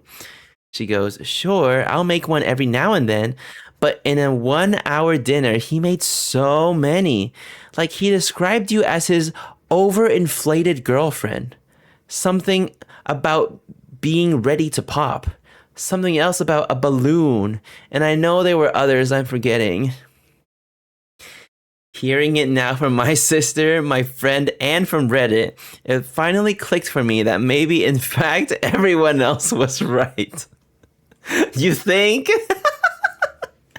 I had her drop me at his place. I had her drop me off at his. Wait, she dropped her off at his place, and I confronted him about it. Not in like an aggressive way or anything, but just asked him if it was true.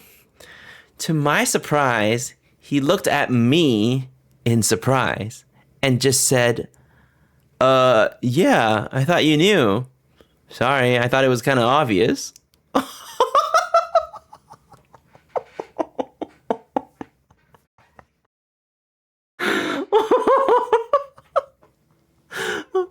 We had a long talk about it. I don't really think a fetish is an inherently bad thing, and people like to make them more taboo than they need to be. While his behavior was obviously sometimes strange, it was never like violent or honestly even upset me. I told him I would think about if I wanted to continue seeing him, which he was okay with, and gave me space. I haven't reached out to him yet, but I am thinking about it as I did enjoy the time we spent together, even regardless of his inclinations. Oh my god. Kings are okay, but you can't do that shit without consent. Yeah. I guess in his mind, she already knew. Dang. Oh my god, wait, there's no updates after that. We don't know if they're still together. Yeah, he did not communicate. He definitely did not communicate. This is wild. We do not need to know. Okay, but what if there's another plot twist? Wait, do you think after she gave birth, like he wasn't really into her anymore because she no longer has a pregnant belly? That's kind of fucked up. But do you think they started dating? Oh, let me see. Um, 7 months along. Yes, she was pregnant when she met the guy at the work event. Mika, I don't even know what that is, and I don't want to know. Or he just got her preggers again. Oh my god. No, but she already has a kid, too. I mean, not that it would stop him, but. Hi, D. How are you feeling? I'm in pain, in solidarity with you. I don't think you did. If you did, I missed it. I know you got your staples out. Does it feel weird? Cow? I have. You were here since the beginning? Oh my gosh. These stories are wild. I had so much fun though. I had so much fun though. Oh my god. Should we make this a weekly segment? We should make this a weekly. It's like story time. I think that'd be so fun. It's over? I mean, we could find one more.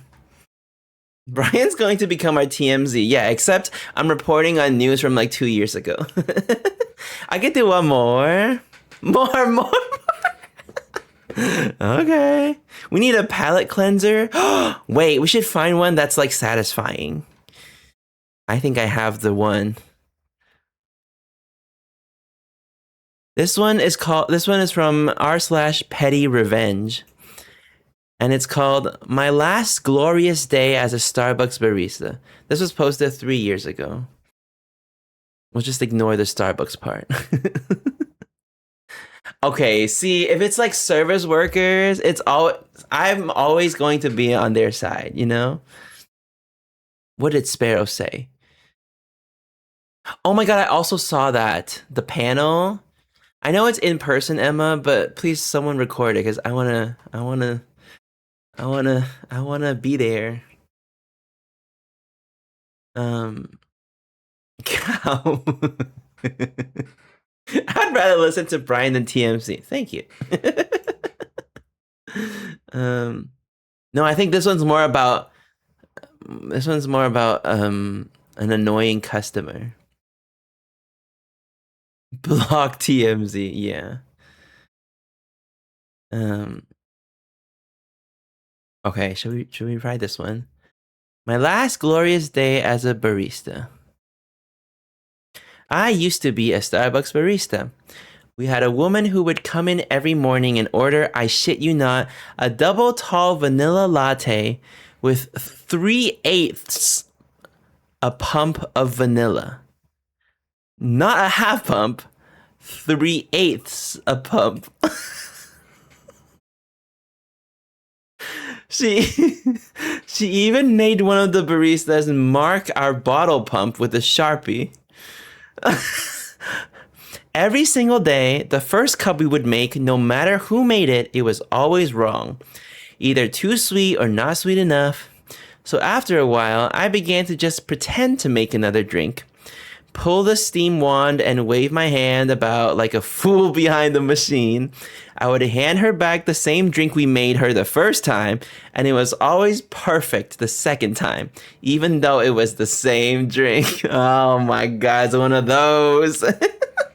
It's one of those. On my last day of work, this woman decided to come in twice that day. Oh my god, what a horrible last day of work.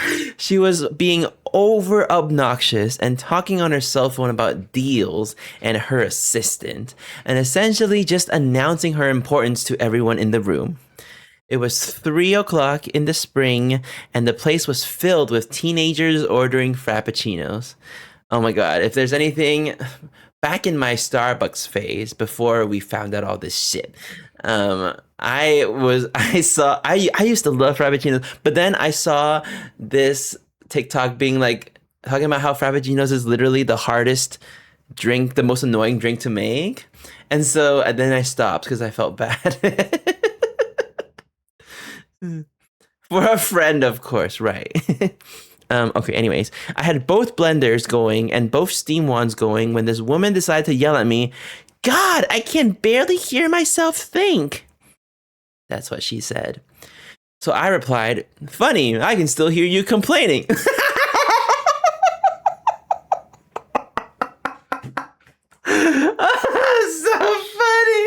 That's so funny. Oh my god. If you knew me, you know I have the perfect facial expressions to go with it. I looked like a snarky little shit. I told her that I've been handling her back. I told her that I've been handing her back the same drink every morning for over a year. I said verbatim, Kind of embarrassing now that you know, right? 3/8 is half a pump for all intents and purposes here, ma'am.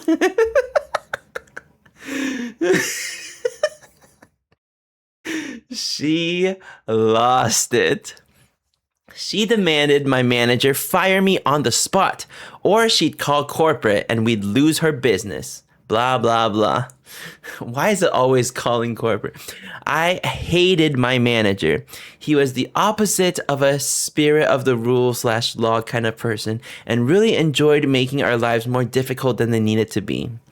I knew that firing me actually reflects quite negatively on his quarterly reviews and knew he wouldn't do it. He told her that it was my last day and that the best he could do was send me home early, which would be a reward rather than a punishment since the store was so busy. She proceeded to spend the next 2 hours on hold with corporate outside. Then, when corporate either accidentally hung up on her or told her to shove it, she threw her glasses, called me a little bitch in front of a ton of kids, and ran to her car.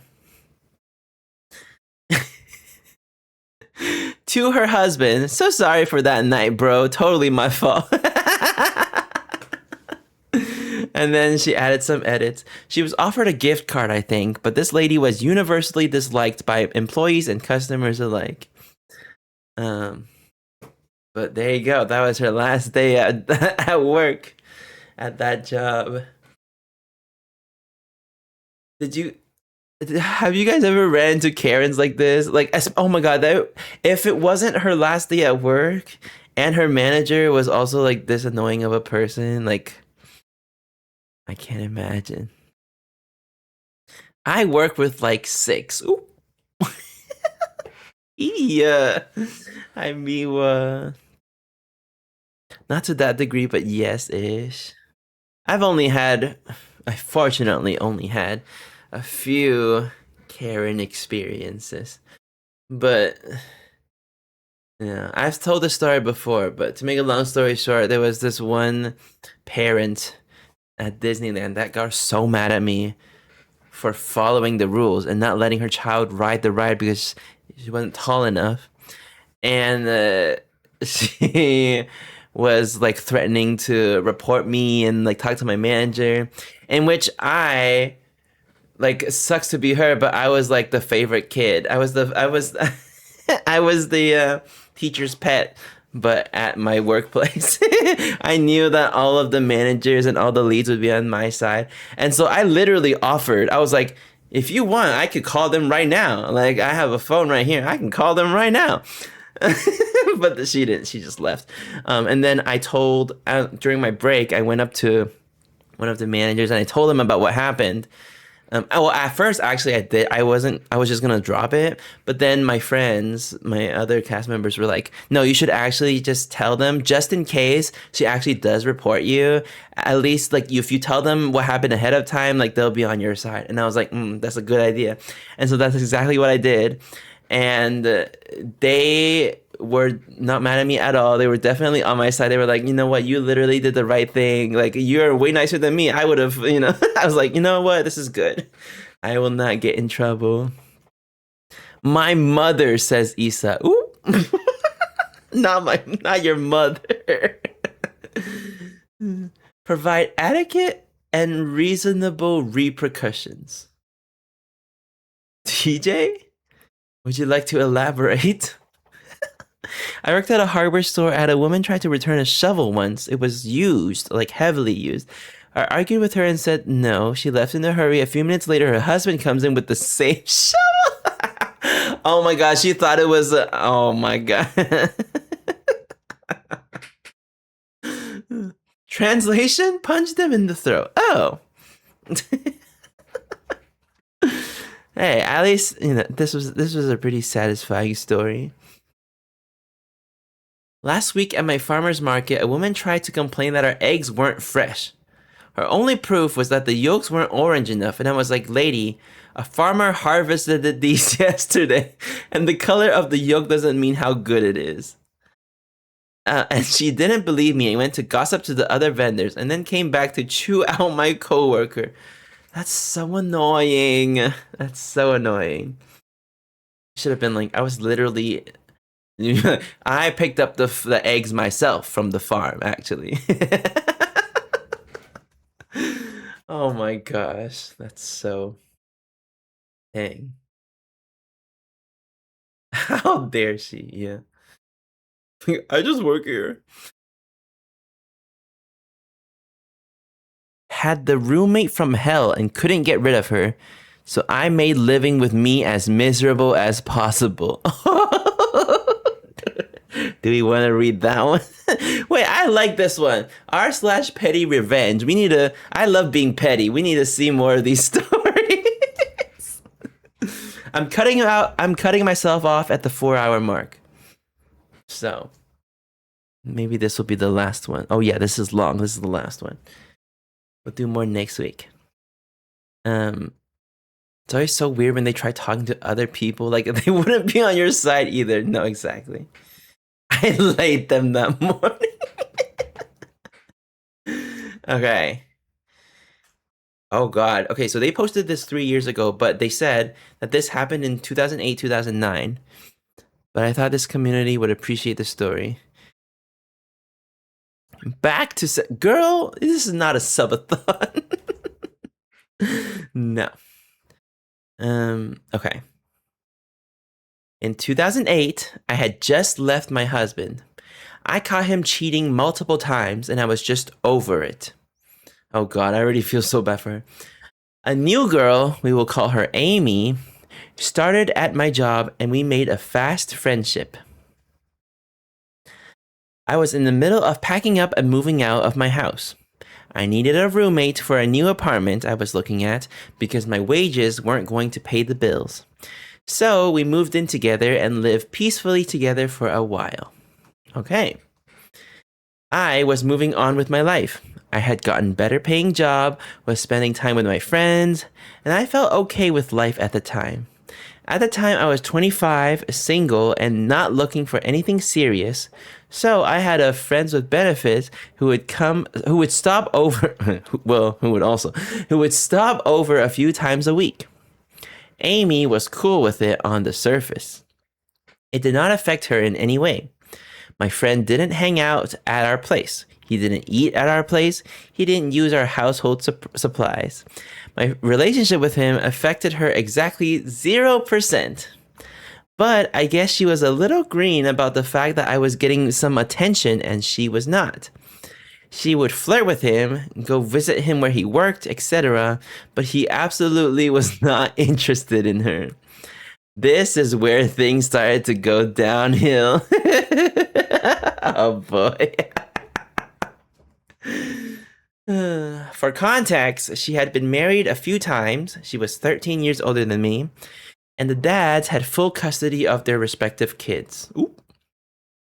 She was dating someone, but he was already in a relationship, so he wasn't about to commit to anything besides stopping by for 30 minutes after he worked the night shift every day. I tried to point out all the red flags, but she was convinced it was love. This dude used to hit on me constantly in front of her. This person's grammar. He was very open about being in a committed relationship with his girlfriend, so I have no idea why Amy thought that this was going anywhere. After a few months, I met someone I wanted to be serious with, so we started dating. We will call the guy Tom. Tom and I got serious pretty fast. He was living in a horrible situation, so he moved in with Amy and I pretty quickly.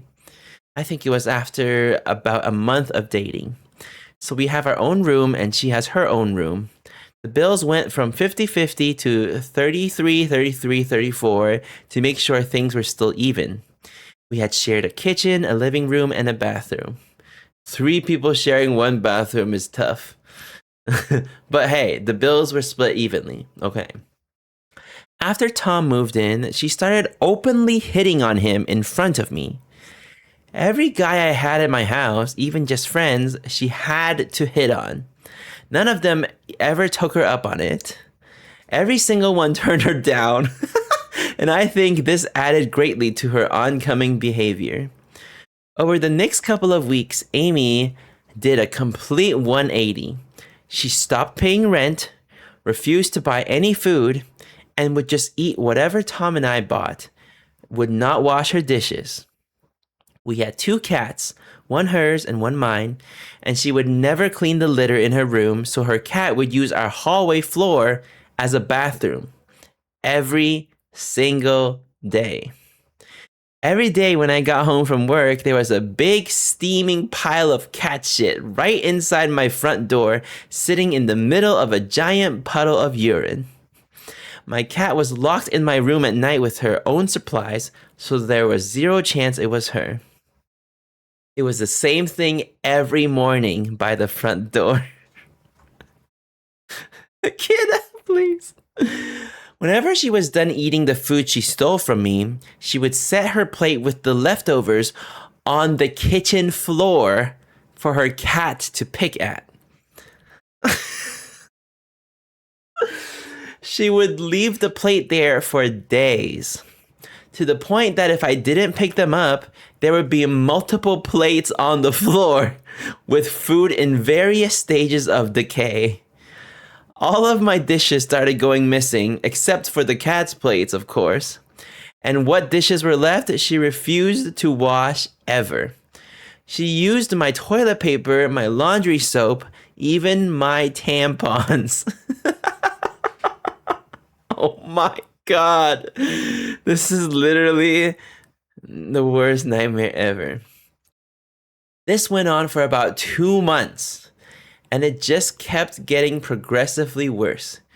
She would use panty liners every day and would change them multiple times a day and stuff them in the garbage can in the bathroom. What? I'm confused. What would she use the panty liners for? What am I missing here? She would leave it. What? See, I don't understand. Oh, I see. I never heard that term before. Okay, I see. Okay.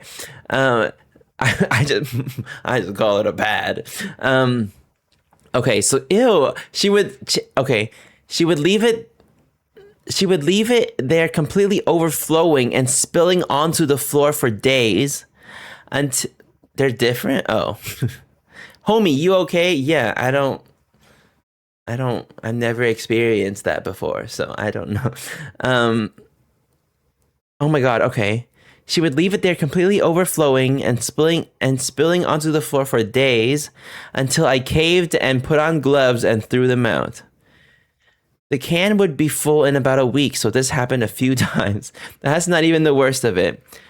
My expensive DSLR went missing. So if you don't know what a DSLR is, it's the cameras with the giant lens. That's what I use.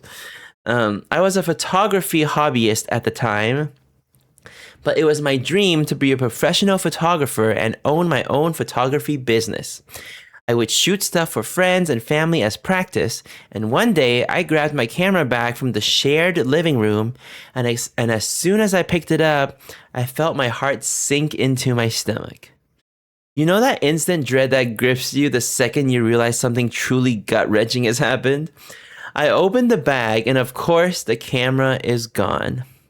That was an expensive camera for that time of my life, and it was a gift from my parents, so I was truly devastated.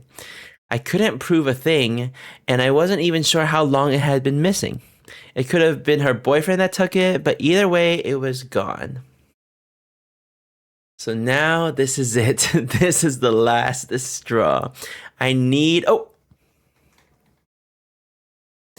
Hi, Patch! Thank you for the raid. Hi, Kimmy. We're reading about what's her name? I don't know her name. We're reading about the worst roommate ever, which I feel like Patch can relate to. Hi, Baxter. How was Marvel Rivals? Thank you for the raid. I appreciate you. Oh my God, I haven't been in there in forever. I've been so offline lately. I have been I have been watching movies. I know. It's not what usually happens. Oh yeah, she is currently living here. She owes me 2 months rent. Oh no. Oh no, I'm so sorry. Everybody, you know what? Uh, is there something you can even do about it? I feel like is there nothing you can do about it? Can't even. Oh, that's so annoying. But welcome in everyone to as you can see from our stream title, we're reading other people's tea today. And honestly, it's been so fun. We've just been chatting a lot and reading and reacting. But it's kind of like it's like a giant tea session. We're reading about other people's business and judging everybody. Usually, it's a toxic man's fault. But everyone go follow Patch if you haven't already. He's so cool. And every Sunday he does piano Sundays, and it's really cozy and wholesome. Um, but yeah. I watched a lot of forensic files. What are you trying to say? Also, hi Meldine girl, welcome in. Um, but yeah, we're just reading this story about. Oh, so the title of this is "Had the roommate from hell and couldn't get rid of her. So instead, I made living with me as miserable as possible." She just bought a car? Girl, what? Yes, go raid and run. Go do what you do your post stream things. But that's wild. That is wild. See, I will never understand. Like, I like to joke about how I don't have my priorities straight, but I really do. I feel like I'm very responsible, especially with things like money. That's so annoying. Page needs to submit their own post, truly. R/petty revenge. Can't wait. Okay, so in case you're just coming in and you want to know the full context, basically, this person is the worst. Imagine the worst roommate ever. Okay, thank you for the biddies. Literally neglecting her cat. Really, literally, just think of the worst possible roommate ever. Basically, also apparently stolen her very expensive DSLR camera. Okay, let's see. Okay. We're at the fun part. This is it. This is the last straw. I need this bitch out. I went from nice girl to fucking psycho in about 30 seconds. I'm not the violent type and I hate confrontation. I'm not waiting for a fucking eviction to go through, and I really didn't have the money for that anyway. So here's where I start my petty revenge. Oh god, I'm so excited. Amy wants to live here with me rent-free, stealing my shit, hitting on my boyfriend, and neglecting her cat? So be it. But it's going to be on my fucking terms. Did they try talking to the roommate? I don't think so. Actually, I don't know. I mean, she said she was being really nice about it, so maybe she was gently reminding her. I don't know. I think I'm hungry. I think I'm also hungry. One vital piece of information. In my divorce, the dighead moved back in with mommy, and I took everything from the house to my new apartment, so I owned everything, and the lease was in my name. Okay. I started by changing the Wi-Fi password and the computer password. Wait, that's so good. That's so good. The following week, I had my cable company come and remove the cable lines to her room. I bought a small fridge for my room and a cabinet and put all my food and personal supplies in my bedroom and put a secure lock on my door. Issa, is your real name Amy? Why your internet not working, huh? Issa's Amy. Isa, you being nice to your cat? She can't even hear me. Who's Amy? The roommate. No, I'm teasing. Okay, that's so funny. Okay, so not only did she put a fridge and put a secure lock on the door, I also hid my pots and pans. I locked up the soap and toilet paper. The cabinets were empty. I paid for it all, and I would be the only one using it. When her cat shit on the floor, I would pick it up and smear it on her bedroom doorknob. Overflowing bathroom trash cans filled to the brim with her panty liners were dumped on her bed. I removed the knobs to the washer and the dryer. How do you even do that?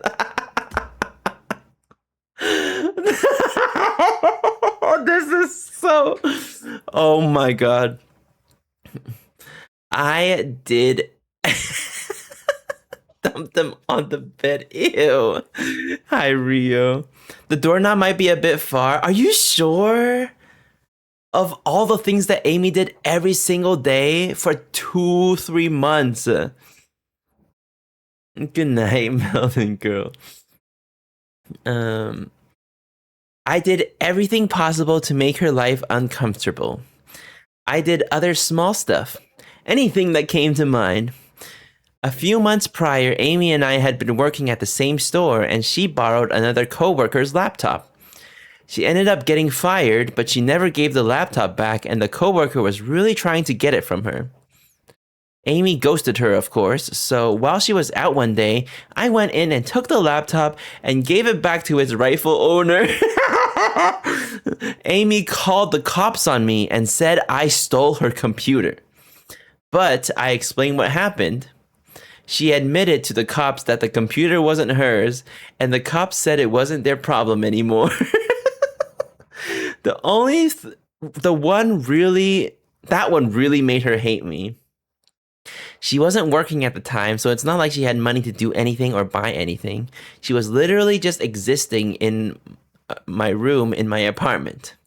She would disappear during the day, but I had no idea where she was going. She moved out after about 6 weeks. Thank God. Wow, she really... for 6 weeks. When she moved out of my apartment, I didn't even know she had left. I just noticed she wasn't coming or going for about a week. So Tom and I cleaned out her room. She left clothes, broken furniture, a cardboard dresser, and 5 39-gallon garbage bags of trash we collected from the mass piles of panty liners, rotting food, and ordinary trash we found in the room. It's a miracle we didn't have roaches.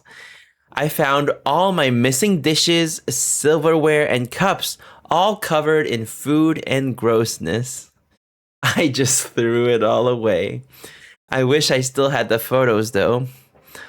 Oddly enough, about 6 months later, I opened my back door to take out the trash, and my camera was in a bag hanging from my doorknob. What? I know Amy definitely didn't return it. So how did she get it back? Oh, to take out the trash. Wait, what? I'm confused. 6 months later,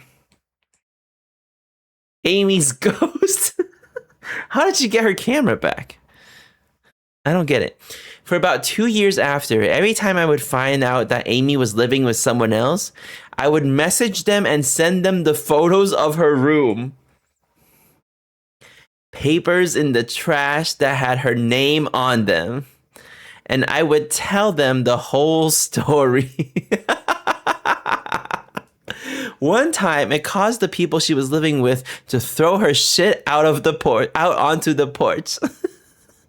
She had just moved in, and they had small kids, and they did not want to risk it with her. Hi, Mouse. I stopped after that. She knew it was me telling them too, so I figured I had sufficiently made my point. Edit. She took the cat with her, but not before she threw my cat outside. My cat was missing for 10 days. Oh my gosh.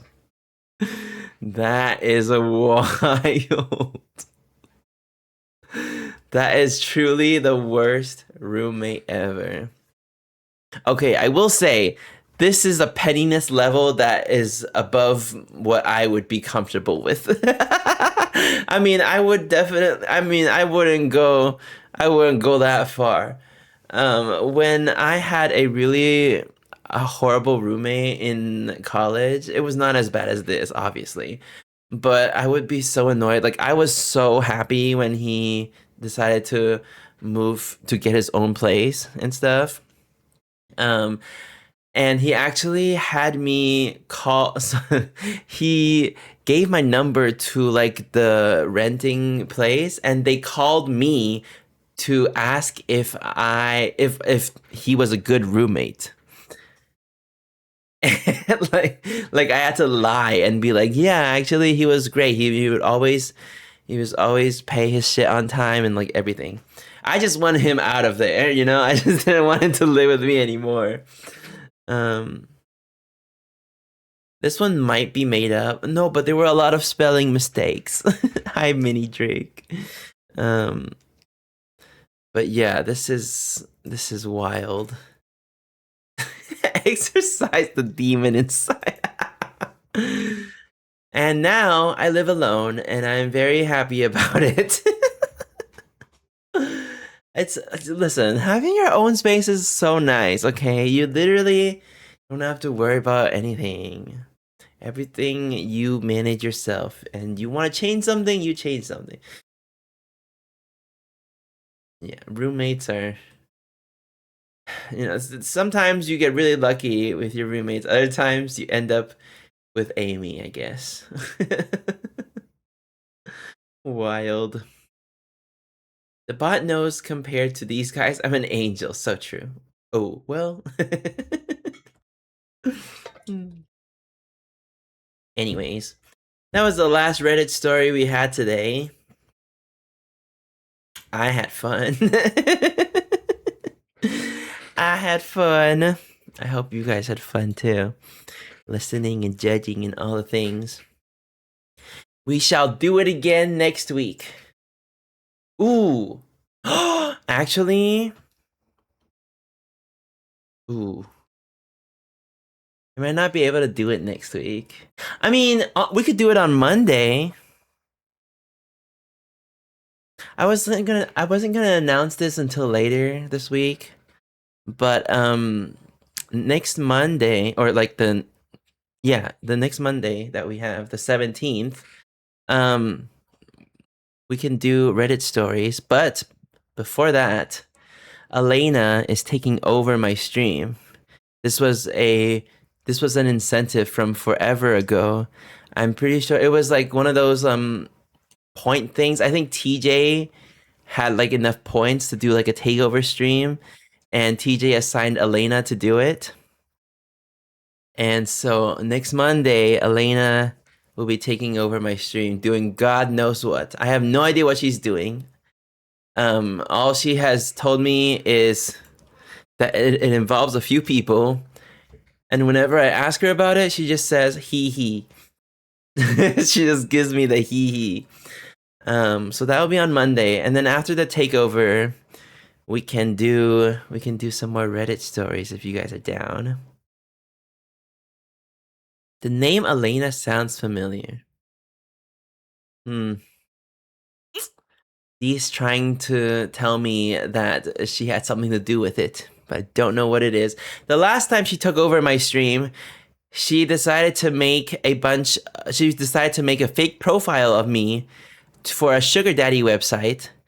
And basically the entire stream was just her and Chad going through a list of potential suitors. And then turns out she made everything up. But yeah, she's really good. She's really good at takeovers. We'll see what she comes up with. Elena's been gone for 6 years. She came back yesterday, and she'll be back tomorrow too. In case you don't know, Elena's famous.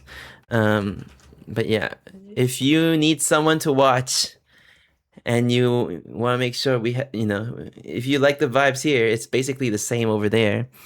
We literally alternate our streaming days so that we don't miss each other's streams. I stream Monday, Wednesday, Friday. She streams Tuesday, Thursday. Same time too. But yeah, everyone follow Elena. But anyways, that was fun. Thanks for... Yeah, she's famous. She's literally sponsored by Pokemon and everything. And you might see her in like Pokemon ads. She's famous. But yes, thanks for hanging out with me today. I was so nervous about doing an just chatting stream, but I hope you guys liked it. It seems like you guys did. Let's go say hi to... Oh God, I don't know. So many people are live on a Wednesday.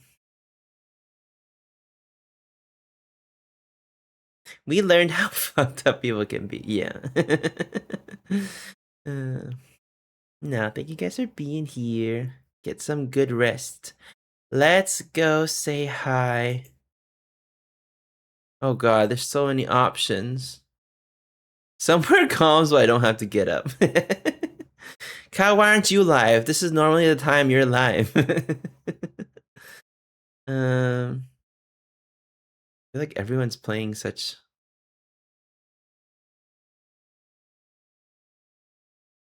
Literally everyone I know is playing...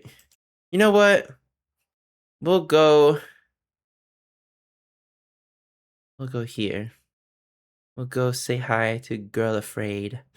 He's playing some Stardew Valley, so that's cozy. Here are your raid messages. First one is for subs. Second one is Twitch Global one for everyone to see. Hi, dorks. Good night, dork. I will be here on Friday. What am I doing on a Friday? I don't know. Oh, music! Oh my God, I'm excited for that. Music Friday. Karaoke. We'll do that. But yes, take care of yourselves. I'll see you on Friday. Good night.